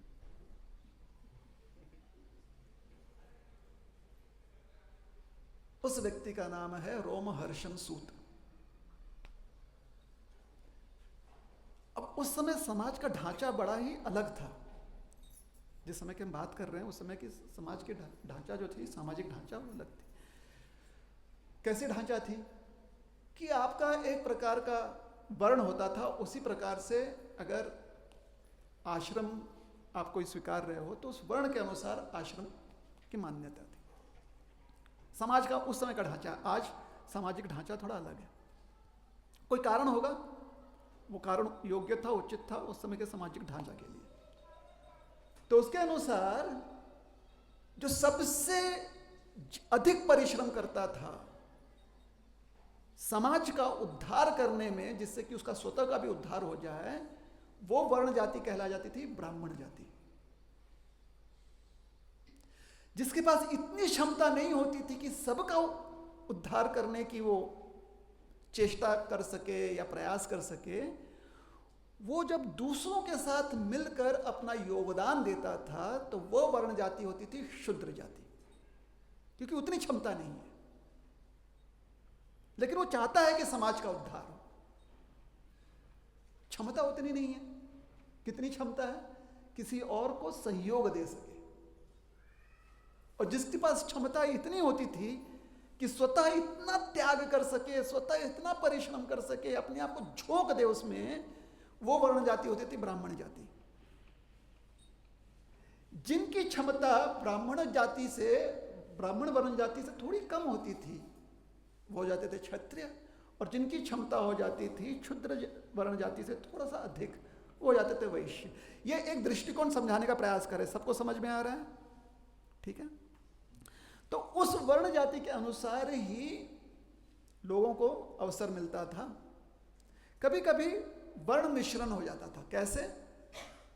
आश्रम स्वीकृति करते हुए, आश्रम व्यवस्था जब स्वीकारते थे उसमें वर्ण मिश्रण हो जाता था। मिश्रण अगर जो बहुत ही त्यागी जाति है और जो सहयोग जाति है, इसमें त्याग करने वाला जो वर्ण जाति है, उसका संबंध अन्य वर्ण जाति से अगर हो जाता है तो ऐसे संबंध को या तो अनुलोम कहा जाता था या प्रतिलोम कहा जाता था। अनुलोम संबंध यहां पर होता था जहां पर आश्रम अर्थात मिलन होता जब है, एक ही आश्रम में होता है, बाकी आश्रमों में त्याग होता है। मिलन खाली एक ही आश्रम में होता है, वो है गृहस्थ आश्रम अर्थात विवाह संस्कार। तो विवाह संस्कार में अगर ब्राह्मण वर्ण जाति का जो युवक हो, अगर बाकी 3 जातियों की युवती के साथ अगर विवाह हो जाता है, ऐसा संबंध होता है, तो उसे कहते हैं अनुलोम। अगर ब्राह्मण जाति की कन्या हो और अन्य वर्ण का, और उसी प्रकार से बाकी भी वर्णों का हो जाएगा। यहां पर खाली वो उदाहरण दे रहे हैं समझने के लिए कि हायरार्की क्या है, किस प्रकार से ये होता है। तो प्रतिलोम होता है जहां पर कन्या जो है उस जाति की, जहां पर त्याग वृत्ति ज्यादा है, परिश्रम करने की वृत्ति ज्यादा है, क्षमता ज्यादा है, कन्या उस जाति की हो और जो युवक हो वो उस जाति का हो जहां पर सहयोग कर कर ही वो प्रयास कर सकता है, तो उसे कहते थे प्रतिलोम। रोमहर्षण सूत क्या थे? प्रतिलोम। उनकी माता जो थी वो ब्राह्मण वर्ण जाति से थी, उनके पिता जो थे वो क्षत्रिय वर्ण जाति से थे। लेकिन व्यासदेव जी के पास जाकर जब उन्होंने इतना परिश्रम किया, इतना उन्होंने श्रमदान दिया, सेवा दिया, अध्ययन किया, व्यासदेव जी ने उन्हें ज्ञान प्रदान किया। उस ज्ञान का जब अनुभव उन्होंने प्राप्त किया तो ये नहीं देखी गई कि वो किस वर्ण जाति के हैं, उन्हें सम्मान दिया गया एक आचार्य का। क्या दिया गया? आचार्य का, जो उस समय के इस ढांचा में बहुत ही, मतलब जो बच्चा जिसके पास परिस्थिति बड़ी प्रतिकूल हो लेकिन फिर भी वो बहुत परिश्रम करके आगे बढ़ता है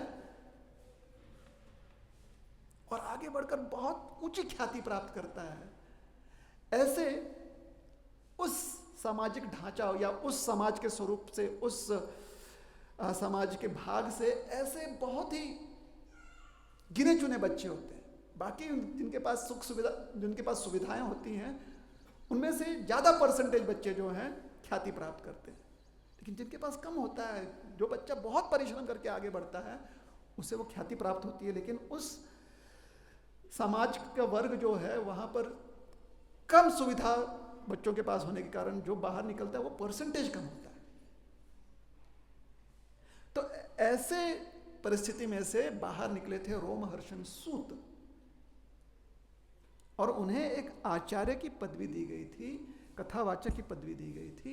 इसलिए कथा सुनने के लिए उन्हें व्यासासन दिया गया था। बाकी सब कोई बैठकर कथा सुन रहे थे, चाहे वो उनसे श्रेष्ठ वर्ण जाति की क्यों ना हो। अब जब यह पद प्राप्त है तो रोमहर्षण सूत के मन में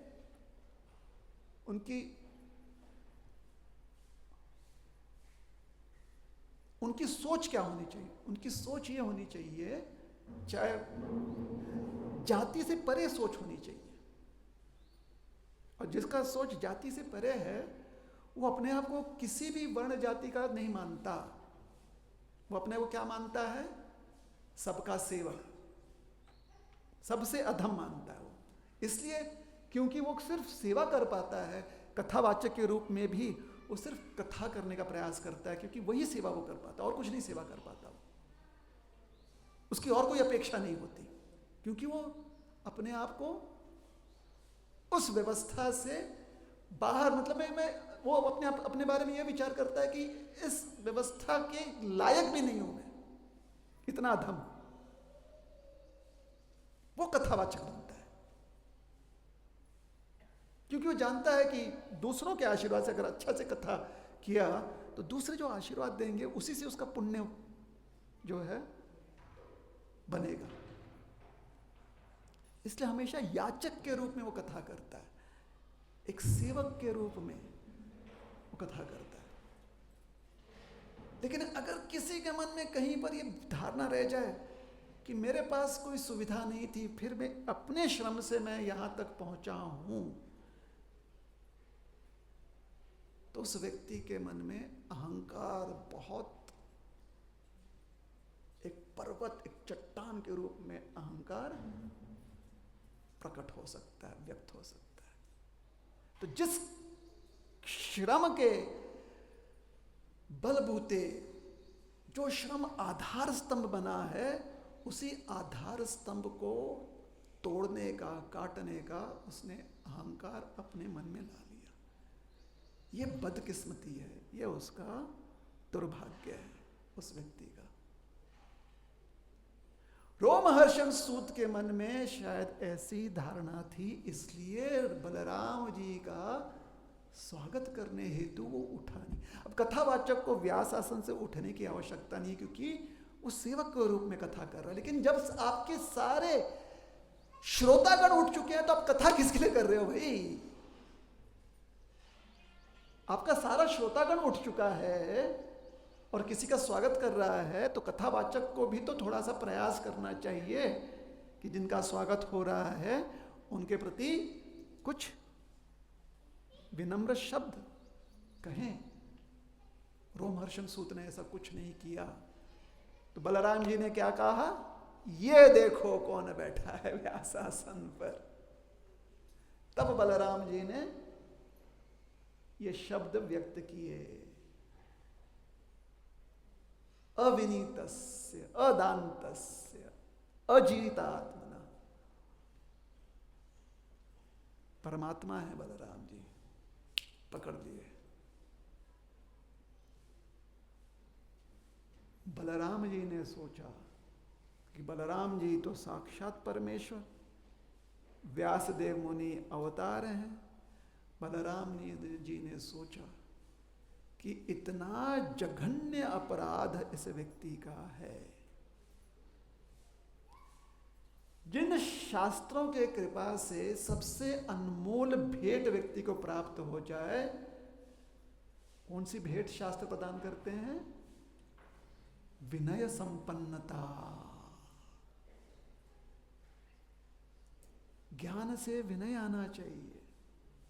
विनय का अर्थ नहीं है कि आप महाअवतार नरसिंह किसने देखा है?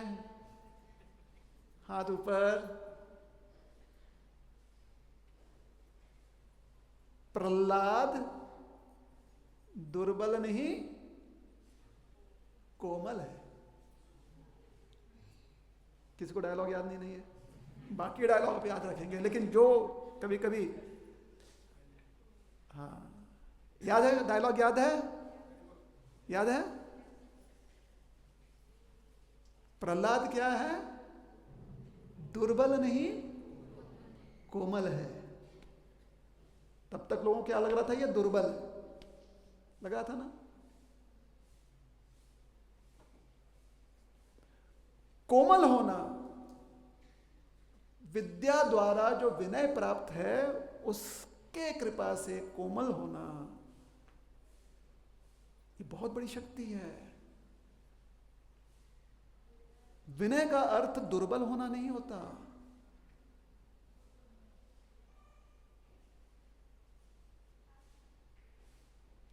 अगर हमें क्षमता है रक्षा करने की तो रक्षक बनना चाहिए, वहां पर दुर्बल नहीं बनना चाहिए।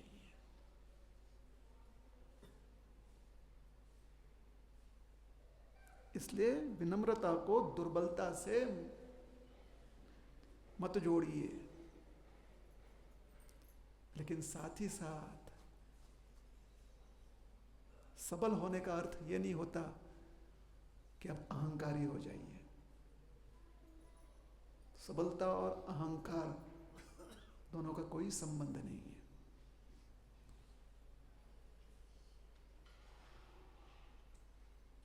जघन्य अपराध, शास्त्र माता का अपमान, व्यासपीठ का अपमान,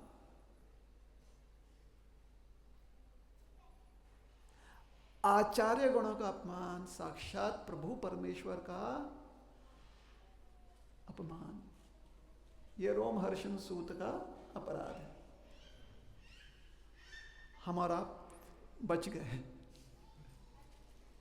हम लोग अपराध करते रहते हैं, लेकिन रोमहर्षण सूत जितना हमने परिश्रम तो नहीं किया ना, उतनी ख्याति नहीं प्राप्त की, तो इसलिए बच गए। मौका मिलेगा सुधरने का। रोमहर्षण सूत को सुधरने का मौका सिर्फ एक ही रास्ता था। बलराम जी ने क्या उठाया? क्या उठाया? एक तिनका, और कहा कुछ नहीं। फेंका रोमहर्षण। वो तिनके में क्या शक्ति आ गई, सीधा उस तिनके ने जाकर स्पर्श किया रोमहर्षण सूत का, तो अपने स्पर्श से उसके प्राण ले लिए। रोमहर्षण सूत ऐसे बैठे बैठे शायद हार्ट अटैक, खुश तो हो गया रोमहर्षण सूत जी,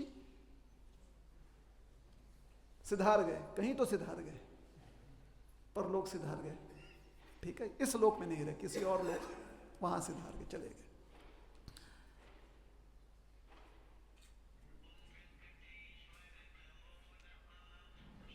अब कथा बीच में ही कथावाचक गायब, परमानेंट लीव पर चले गए कथावाचक।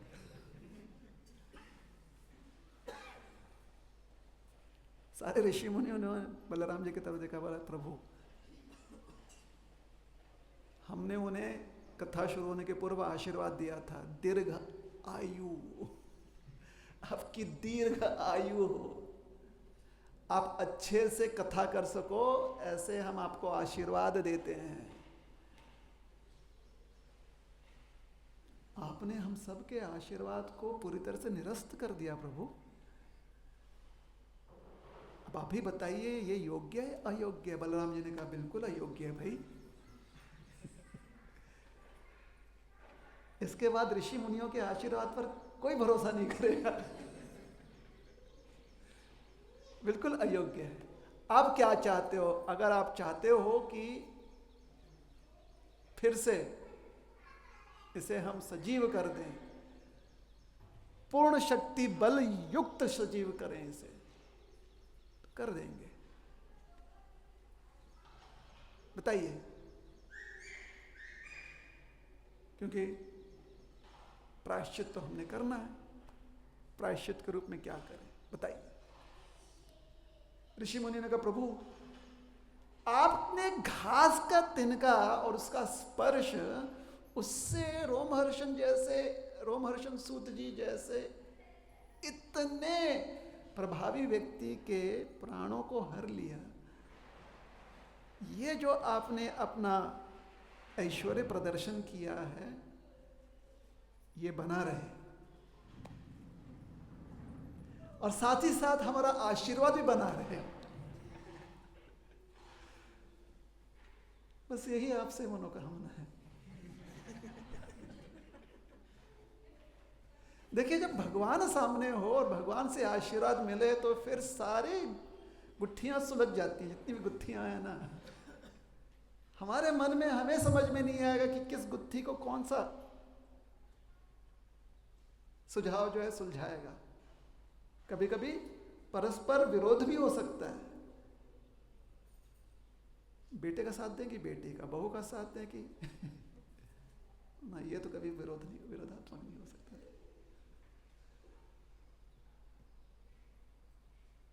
भगवान से उन्होंने कहा कि आप ऐसा करें कि आपकी क्रिया जो है, आपने जो आशीर्वाद के रूप में प्राण हरे हैं, वो भी ना कटे और हमारे आशीर्वचन भी बने रहें। भगवान तो भगवान है। हिरण्यकश्यप को तो नरसिंहदेव ने वही समझाया ना कि भैया तुम कितना भी मेरे सामने पजल ले आओ, सबका सलूशन मेरे पास है। हाँ या नहीं? है ना? सबसे बड़े पजल तो हम ही है भगवान के सामने, उसका भी सलूशन भगवान के पास है, हमारे पास तो है नहीं।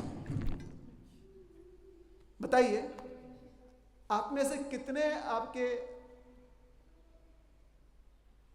सहयोगी हैं, आपके करीबी लोग हैं, जिनको पूरा विश्वास है कि आप सुधर गए हो?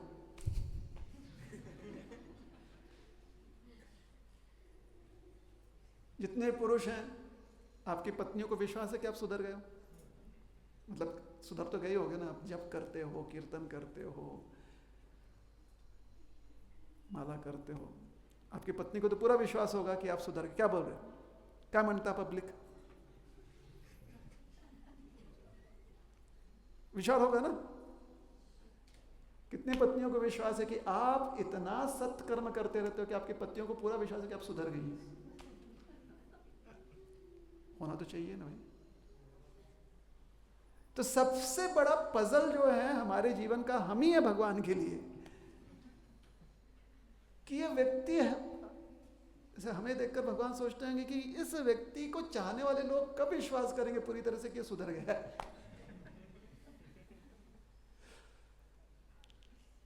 और ऐसा विचार करें तो लगता है कि कभी नहीं हो पाएगा, ये संभव ही नहीं है। क्या लगता है? लगता है संभव है। जितनी माता है यहां पर, आपको लगता है कि आपके पति के आपके ऊपर पूरा विश्वास हो जाएगा कि आप अनंत काल के लिए सुधर गए हैं? हो सकता है। जितने पुरुष हैं यहां पर, आपको लगता है आपके पत्नी जो है, भाई बहन माता पिता तो बाद में आएंगे, पति पत्नी की खाली सोच। क्या लगता है आपको? हो सकता है ऐसे? गॉन केस है ना? हाँ या नहीं? मतलब कुछ नहीं हो सकता। ऐसा ही ना हमारी सिचुएशन। इसका भी सॉल्यूशन भगवान के पास है। तभी तो हम भगवान से प्रार्थना करते हैं। एक बार किसी ने प्रभुपाद जी से पूछा, प्रभुपाद जी आप जब भगवान के सामने हाथ जोड़ के खड़े रहते हो तो आप क्या भगवान से प्रार्थना करते हो? प्रभुपाद जी ने कहा, मैं प्रार्थना करता हूं कि हे प्रभु मुझे माया से बचा के रखना। अरे प्रभुपाद, आपको माया कैसे छू सकती है? प्रभुपाद ने कहा, बिल्कुल सही बात है, नहीं छू पाएगी। तो फिर आप प्रार्थना क्यों करते हो? मैं प्रार्थना कर रहा हूं इसलिए नहीं छू पाएंगी।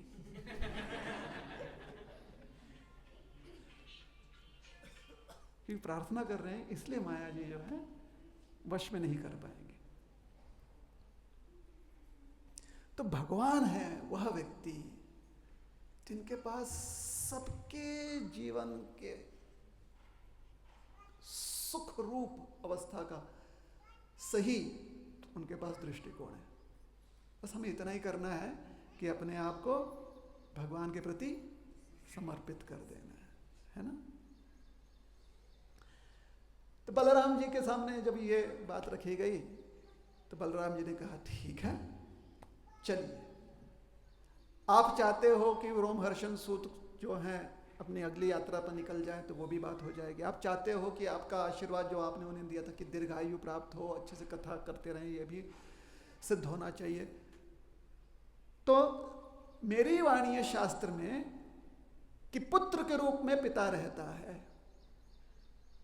इसलिए रोमहर्षण सूत का जो पुत्र है उग्रश्रव सूत, उग्रश्रव सूत जो है उसे ये सारे आशीर्वाद प्राप्त होंगे। वो अच्छा कथावाचक बनेगा, वो दीर्घायु तक रहेगा, उसे दीर्घायु प्राप्त होगी, आपके सारे आशीर्वाद उसे प्राप्त हो जाएंगे और इस प्रकार से आपकी जो मनोकामना है वो पूरी होगी।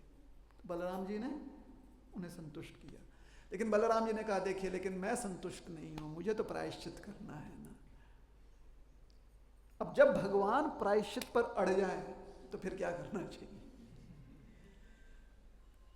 स्वयं भगवान कहें कि मुझे प्रायश्चित करना है। कभी कभी भगवान को लगता होगा हमें देखकर कि उन्हें प्रायश्चित करना चाहिए। क्या लगता है आपको? पता नहीं, बस सोच है, भगवान को लगे ना लगे, लेकिन हम ऐसे सोच सकते हैं कि कभी कभी हमें देखकर लगता होगा कि प्रायश्चित कर लेना चाहिए, ये क्या मैंने मॉडल बनाया है, डिफॉल्ट नहीं, फॉल्टी है ना, वो अलग बात है। भगवान अगर प्रायश्चित करना चाहो, कहें कि नहीं अभी बताइए प्रायश्चित, तो क्या करना चाहिए? ऋषि मुनि, अब ऋषि मुनि इसलिए ऋषि मुनि कहलाते हैं। उन्होंने कहा प्रभु एक राक्षस है, प्रायश्चित का मार्ग ढूंढ लिया। देखिए भगवान अगर अड़ जाए तो अपना ही भला सोचना चाहिए, क्योंकि भगवान का कौन भला कर सकता है भाई? अपना भला सोचना चाहिए। अगर भगवान हमारे भलाई के रूप में अपना प्रायश्चित कर ले तो बहती गंगा में हम भी हाथ धो लेते हैं ना। उन्होंने कहा एक राक्षस है, बलवल नाम है उसका, बहुत तकलीफ देता है, उसका पिता इलवल जैसा था, ऐसा ही वो है, उससे कहीं आगे बढ़कर वो परेशान करता है। अब इससे आप मुक्त करवा दीजिए। रोमहर्षण से तो आपने संसार को मुक्त करवा ही दिया, वो तो उसकी पीड़ा तो अंदर से चल रही थी, वो किसी को दिखाई नहीं दे रहा था, लेकिन बलवल की पीड़ा तो बाह्य पीड़ा है प्रभु, वो तो खुलकर सबको तकलीफ देता है, अपने अहंकार को व्यक्त करता है, तो उसे भी अंत कर दीजिए। अमावस्या के रात्र को आता है कि जब भी बादलों से चंद्रमा ढक जाते हैं तो आकर हमें तकलीफ देता है, क्योंकि चंद्रमा के प्रकाश में हम उसको प्रतिकार कर पाते हैं, लेकिन अंधकार में नहीं कर पाते प्रभु। तो बलराम जी ने कहा ठीक है। बलराम जी रुके, अमावस्या की रात्र थी, बलवल आया घूमते घामते। अब ये राक्षसों की भी जाति ऐसी है, पता नहीं उनको मलमूत्र से और मांस से, रक्त से, मांसपेशियों से इतना क्या आसक्ति है कि किसी को अगर तकलीफ देना तो उसके ऊपर यही सब फेंकते हैं। मल फेंकेंगे, मूत्र गिराएंगे, मांसपेशियां फेंकते हैं, सब कुछ एकदम असभ्य कर देते हैं। करने लगा, बलराम जी ने देखा वो तो हवा में उड़ रहा है। बलराम जी ने कहा ये तो वजह ही नहीं।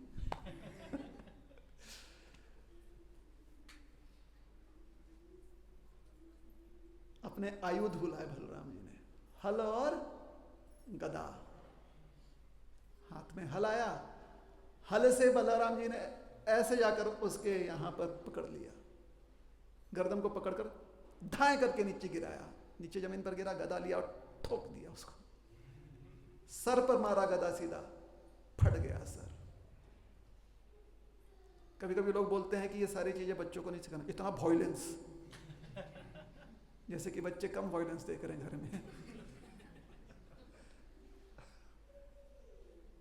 अरे बच्चों को थोड़ा बहुत वीर रस के बारे में भी समझाओ कि भगवान, अगर वीर रस दिखाना है तो सद्धर्म को रक्षा करते हुए वीर रस दिखाओ। अपने बच्चों को, अगली पीढ़ियों को नपुंसक थोड़ी बनाना है, शक्तिहीन। नहीं वॉयलेंस मत ही दिखाओ, let us have no violence in the world. और जो आप रोज सुबह सुबह ब्रेकफास्ट में खाते हो क्या है? Breakfast, lunch, dinner. ना जो हमें सामने ना दिखे वो अत्याचार नहीं है। तो हमारी कथाओं में वॉयलेंस नहीं है, क्या है? वीर रस, वीरता है। गदा से मारा, बलबल का अंत हो गया। फिर बलराम जी का स्नान करवाया गया, अभिषेक करवाया गया, शुद्धिकरण। क्यों? आपने सर्जरी किया है ना, थोड़ा स्नान कीजिए, एंटीसेप्टिक स्नान। उसके बाद बलराम जी ने कहा ये तो बाहर से हो गया, अंदर से प्रायश्चित के लिए क्या? तो उन्होंने कहा प्रभु सारे जितने भी तीर्थ हैं उनका दर्शन कर लीजिए। दर्शन करने के लिए भगवान को भेजा, लेकिन दर्शन लोगों को प्राप्त हो जाए ये लाभ लोगों को मिला। इस प्रकार से श्री भगवान जी जो हैं तीर्थ यात्रा पर निकले बलराम जी। अच्छा, अब आपके और हमारे पते की बात बताते हैं। ये सब तो आपने सुन लिया, लेकिन फायदा भी तो होना चाहिए ना, तो फायदे वाली बात बताते हैं। तैयार हैं सुनने के लिए फायदा वाली बात? ठीक है। इह पथेत सततम स्तवनम तुय स तु हरे परमं पदमाव्रजेत। इह पथेत, पढ़ता है, तू यह, जो ये पढ़ता है, सततम, नित्य पढ़ता है, स्तवनम, किस चीज को पढ़ता है? एक स्तव है। अगर आप इस स्तव को पढ़ते हैं, सह, वह व्यक्ति, तू, जल्दी, हरे है, भगवान हरि, परम पदम, जो परम पद हैं, आव्रजेत, उन तक पहुंच जाता है। तो एक ऐसा स्तव है जिसको पढ़ने से आप भगवान हरि के परम पद तक आव्रजेत पहुंच जाएंगे। देखिए, है ना बहुत फायदे की बात। शॉर्टकट दिया कि नहीं दिया? अभी तक लॉन्ग कट चल रहा था, शॉर्टकट दे रहे हैं, ठीक है। अच्छा, लेकिन वो परम पद, अरे बाप रे, मतलब फिर से कुछ ऐसा बताएंगे कि उसके लिए तपस्या करनी पड़ेगी। ना, सुनिए, लाभ क्या है? जगति सर्वबलम त्वरे मर्दनम, जगत में आप सर्व बल युक्त हो जाएंगे, मतलब बलशाली हो जाएंगे सिर्फ पढ़ने से, पाठ करने से। क्या हो जाएंगे?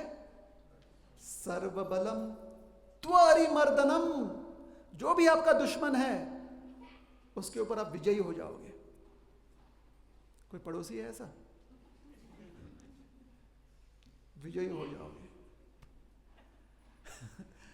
भवति तस्य जय सजनम धनम, और सिर्फ इतना ही नहीं, भवति तस्य, उसे और क्या मिलेगा? जय, हमेशा आप विजयी रहोगे जीवन में। सजनम, आपको अच्छे लोग मिलेंगे, आपके साथ रहने वाले। अब उनके लिए आप अच्छे हो कि नहीं हो पता नहीं, अगर रोज तब पढ़ रहे तो शायद अच्छा होगा, लेकिन आपको अच्छे लोग मिल जाएंगे पढ़ने से, ठीक है। भगवान के लिए, दूसरों के लिए अच्छे बनकर रहिए, नम्र निवेदन है, खास करके अपने पड़ोसी के लिए, घर वालों के लिए अच्छे बनकर रहिए। भवति तस्य जय सजनम धनम, और धन भी मिलेगा। कहीं ना कहीं गड़ा हुआ धन है आपका, आपके फ्लैट में होगा, आपके पार्किंग में कहीं ना कहीं होगा, वो मिलेगा कैसे? ये स्तव पढ़ने से मिल जाएगा। देखिए, गड़ा धन मिल जाएगा, ठीक है। स्तव क्या है?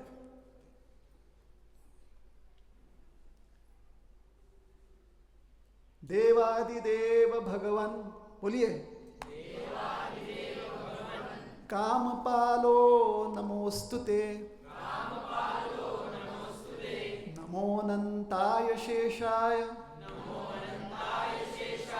साक्षाद् रामाय ते नमः। धराधराय पूर्णाय, स्वधाम्ने शिरपाणये, सहस्रशिरसे नित्यं नमः नमः क्षमा कीजिए, नमः शंकर्षणाय ते, रेवती रमण त्वं वै, बलदेवोच्युताग्रजः, हलायुध प्रलम्बघ्न, पाहि मां पुरुषोत्तम।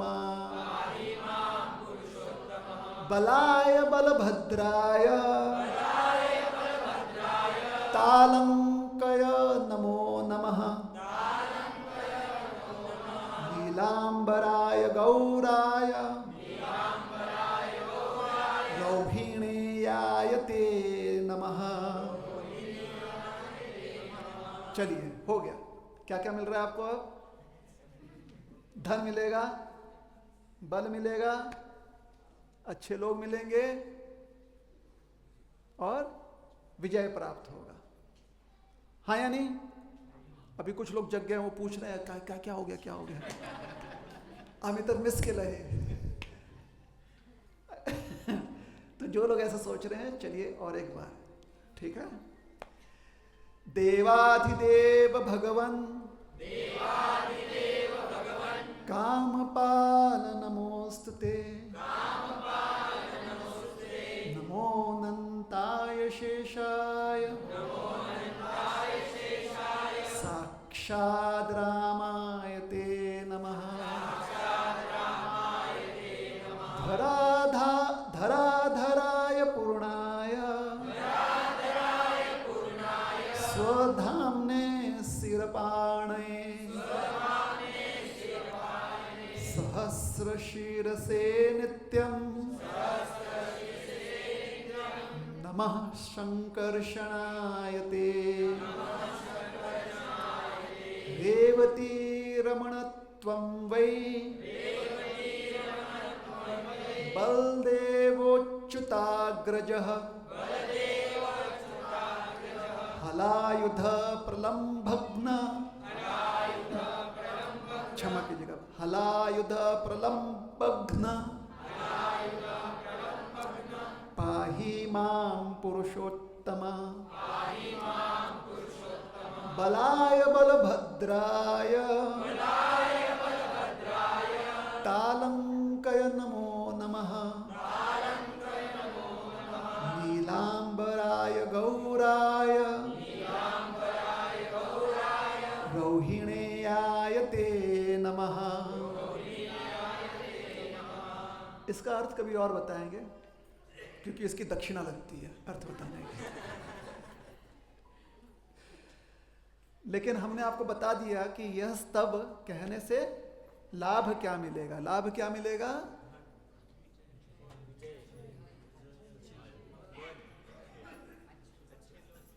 हाँ, सुजनम, बहुत सारे फॉलोअर्स मिलेंगे इंस्टाग्राम पर। ठीक है, तो जिनको जिनको ऐसे फॉलोअर्स चाहिए, इन्फ्लुएंसर बनना चाहते हैं, ये बलराम स्तवावली है। ये व्यासदेव मुनि ने रचा हुआ है। गर्ग संहिता में समझाया गया है कि जब बलराम जी का जन्म हुआ,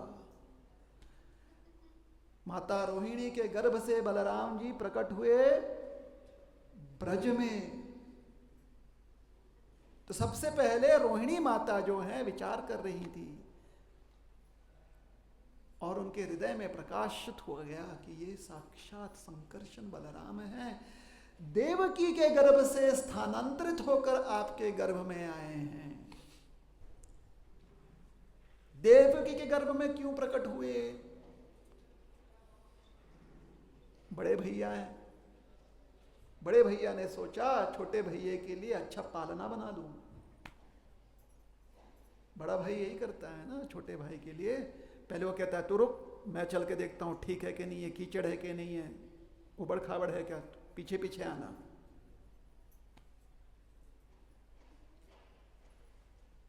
तो हमारे वैष्णव आचार्यगण समझाते हैं कि 6 प्रकार के विकार होते हैं और इस 6 प्रकार का विकार से मुक्त होने के लिए गुरु आश्रय की आवश्यकता है। 6 विकार कौन कौन से बताइए? काम, क्रोध, लोभ, मोह, मत्सर, मद, मत्सर। देखिए कितना अच्छा उपदेश करते हैं आप लोग। अब इन 6 रिपुओं से 6 जो विकार हैं उससे बाहर निकलने का कुछ प्लान है या नहीं है? प्लान है। ये प्लान पड़ोसी के लिए कि स्वयं के लिए? अगर स्वयं के लिए है तो किस लिए रुके हैं कि मोदी सरकार कुछ नया कुछ लेकर आ जाए? जी यार, किस लिए रुके हुए हैं? उस पर काम कीजिए। है ना आपके पास एक योजना, एक प्लान, तो सतगुरु का आश्रय लेते हुए अपनी योजना पर काम कीजिए। लेकिन सतगुरु का काम यह नहीं है कि आपके 6 विकारों को नष्ट करे। ना ना ना, पगला गए क्या सतगुरु ऐसा करेंगे? 50 लोग आ जाते हैं अपने 50 गुणा 6 कितना हो गया? 300। पगला जाएंगे सतगुरु। तो सतगुरु क्या करते हैं? बोलते हैं अपने विकार अपने पास रखो। क्या करते हैं सतगुरु? आपके पास ही रहने देते हैं विकार। अब ऐसे सतगुरु के पास आप जाओगे? बताइए, जाइएगा? सतगुरु बोलते हैं आपके हृदय के जो विकार हैं अपने पास ही रखिए। हमारे हृदय में जो भगवान है वो हम आपको देते हैं। क्या करते हैं सतगुरु? सतगुरु आपके विकारों को अपने पास नहीं आने देते। वो कहता ना ना इससे दूर रहना भैया। कहते हैं अपने पास रखो। लेकिन हम सुदर्शन जी को भेजते हैं ना आपके पास। ऐसा दर्शन प्राप्त होगा, सुदर्शन जी ऐसा काटेंगे सारे विकारों को कि रोते रोते आप भी परेशान हो जाओगे। कशाला गेलो आम्ही इस्कॉन मंदिरात क्यों चले गए हम गुरु आश्रय लेने? जब से गए हैं तब से कुछ आनंद नहीं है, भोग करने को नहीं मिल रहा। रपा रप कट जाएगा सबका सब। सतगुरु क्या करते हैं? हमें भगवत सेवा प्रदान करते हैं। तो सतगुरु का काम क्या है? भगवत सेवा प्रदान करने का अवसर, भगवत सेवा करने का अवसर प्रदान करना। इसलिए अगर किसी गुरु के पास आप जा रहे हैं जो बोलता है कि ना आप चिंता मत कीजिए मैं देख लूंगा, तो अच्छी बात है। उनके पास उतनी क्षमता होगी, शायद आप उनको चुन सकते हैं, उनका आश्रय ले सकते हैं। किंतु अगर आपको ऐसे गुरु मिल जाए जो आपको सेवा दर्शन करने की क्षमता आपकी दिखा सके कि आप कितनी सुंदर रूप से सेवा कर सकते हो, तो एक बार जरूर विचार कीजिएगा कि उनका आश्रय लेना ज्यादा योग्य होगा, है ना? तो बलराम जी आदि गुरु हैं। बलराम जी ने कहा कि पहले जाकर तैयारी करते हैं भगवान आ जाए। तो देवकी मैया के गर्भ में स्थित होकर देवकी मैया को आश्वासित किया, क्योंकि उसके पूर्व जितने भी 6 पुत्र देवकी मैया के हुए थे, उन पुत्र के रूप में देवकी मैया ने हम सब के 6 विकारों को ग्रहण किया। इसलिए जगन माता है वो, आपकी और हमारी माता है देवकी मैया।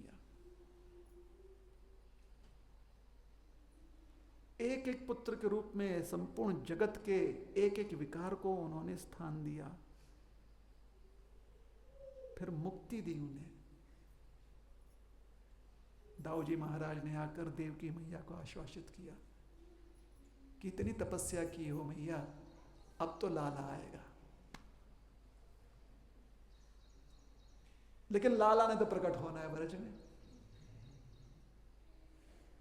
अब ब्रज में लाला के प्रकट होने के लिए यशोदा मैया के गर्भ में स्थानांतरित होने की आवश्यकता नहीं है।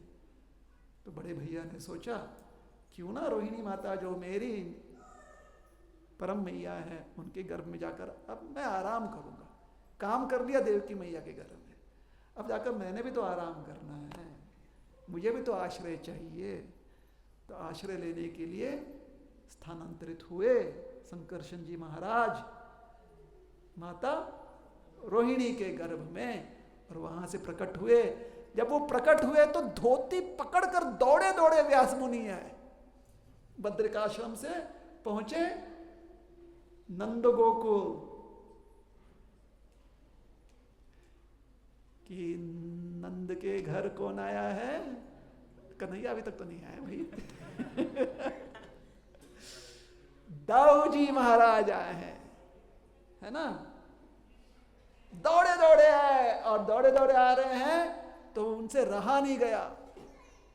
सारे शास्त्रवाणी श्लोक स्तव इत्यादि सब उन्होंने व्यास मुनि ने कहा छोड़ो छोड़ो छोड़ो, ब्रज जा रहे हैं भाई, ब्रज में जाएंगे तो क्या करेंगे?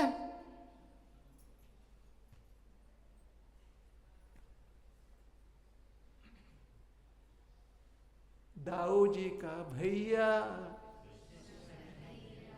हाँ दाऊ जी का भैया कृष्ण कन्हैया, दाऊ जी का भैया ओ कृष्ण कन्हैया, हाँ दाऊ जी का भैया। दाऊ जी से मिलने जा रहे हैं कि दाऊ जी बड़े भैया आप आ गए। दर्शन करने व्यास मुनि पहुंचे, और जब दर्शन किया दाऊ जी का, आहा रहा नहीं गया। अरे इतना गंभीर चित्त चरित्र का व्यक्ति व्यास मुनि, जिनको किसी चीज से आसक्ति नहीं है, जिनको बद्रिक आश्रम से भी आसक्ति नहीं है, ये व्यक्ति आकर बोलता है नीलांबराय गौर। और क्या सुंदर दिख रहे हो प्रभु आप, गौराय नीलांबर, जो अंबर वस्त्र, नील वर्ण का वस्त्र धारण कर, रोहिणी आयते नमः, रोहिणी पुत्र आपको नमन है। हरे कृष्ण कृष्ण कृष्ण हरे हरे, हरे राम राम राम हरे हरे। दाऊ जी महाराज की जय। दाऊ जी महाराज की जय बोलने के पहले दो चीज पर जरूर ध्यान रखिएगा। उनके पास एक हल है, एक गदा है, दोनों से बहुत प्रेम कीजिएगा लेकिन बचकर रहिएगा, क्योंकि दाऊ जी महाराज जो हैं बहुत अच्छे से खेती करते हैं। जो हल डालेंगे आपके हृदय में और कुरेद कुरेद कर जितने पत्थर हैं, जितने चट्टान हैं, सब जितना भीतर है सबको बाहर निकाल कर इतना सुंदर बना देंगे आपके हृदय को। लेकिन कुरेदना तो जरूर पड़ेगा, हल का काम है ये। और जो जो चट्टान इतना ढीठ है ना, बहुत ढीठ चट्टान होगा, जो ऐसे आपके हृदय को पकड़ कर बोलेगा ना मैंने नहीं निकलना, ना मैंने नहीं निकलना, है ना। वो चट्टान याद है, वो चट्टान जो 8 गुलाब जामुन खाने के बाद भी कहता अजून पाहिजे, वो वाली चट्टान की बात कर रहे हैं। 4 कटोरी श्रीखंड खाने के बाद भी सोचता है अजून पातीला भर द्या ना उद्यासाठी। समझ रहे हैं वो चट्टान? ये जो ढीठ चट्टान है ना, जो हल से भी बाहर निकलते, ये लेते गदा ढाम करके जो पीटते हैं, हृदय में ऐसे धड़क धड़क होने लगेगा आपको, चूर चूर कर देंगे उसको। क्योंकि आदि गुरु जो हैं वो किसी प्रकार के भी रोड़े जो हैं आपके आध्यात्मिक जीवन में उसे रहने नहीं देंगे। तो बलराम जी से आज प्रार्थना कीजिए कि बलराम जी आपको इतनी शक्ति दें, इतनी शक्ति दें, इतनी शक्ति दें कि आपके आध्यात्मिक जीवन में आप कभी भी अपने आप को निर्बल, दुर्बल ना समझो। हमेशा से आपकी आस्था भगवान, आपकी आस्था किसमें होनी चाहिए? हाँ जी, किसमें होनी चाहिए आस्था? सब डर डर के बोल रहे, कुछ गुगली आने वाला है, आपको बता दें, बिल्कुल गुगली आने वाला है। आपकी आस्था भगवान की सेवा में होनी चाहिए। अरे कधीतरी श्रम कराओ, फक्त नेहमी तुम्हाला लोणीच पाहिजे।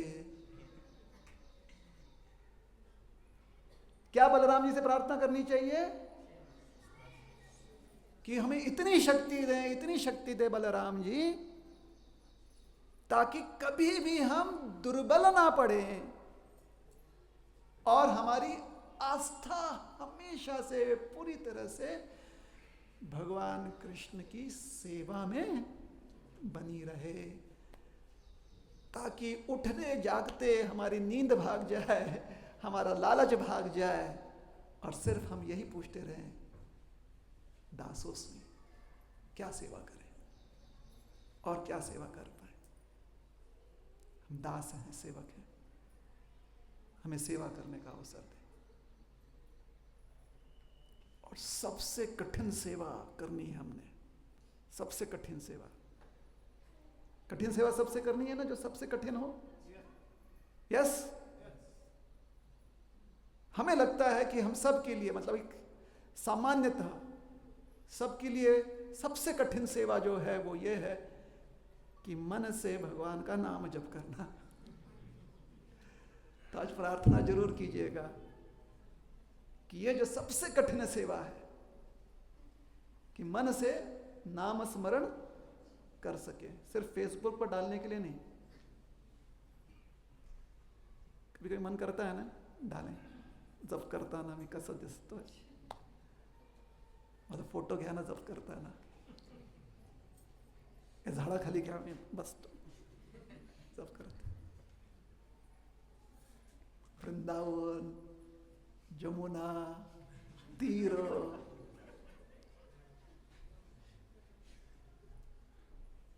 काय आहे तिथे? इच्छा पूर्ण करणारे वृक्ष, त्याच्या खाली बाबाजी महाराज, बाबीजी महाराज, फक्त फोटो करीता, फोटो घ्या। कठिन, सबसे कठिन है ये। हरेर नाम हरेर नाम एव केवलम कलौ नास्तेव नास्तेव नास्तेव गतिरन्यत। हे बलराम जी महाराज, दाऊजी महाराज, कृपया इतनी शक्ति दें कि हम नाम जप करते समय दुर्बल न होएं और हमारी आस्था नाम सेवा में बनाए रखें। हरे कृष्ण। जय श्री बलराम जी महाराज की जय। श्री बलराम जयंती महामहोत्सव की जय। श्रील प्रभुपाद की जय। निताई गौर प्रेमानंदे। हरि हरि बोल। हरे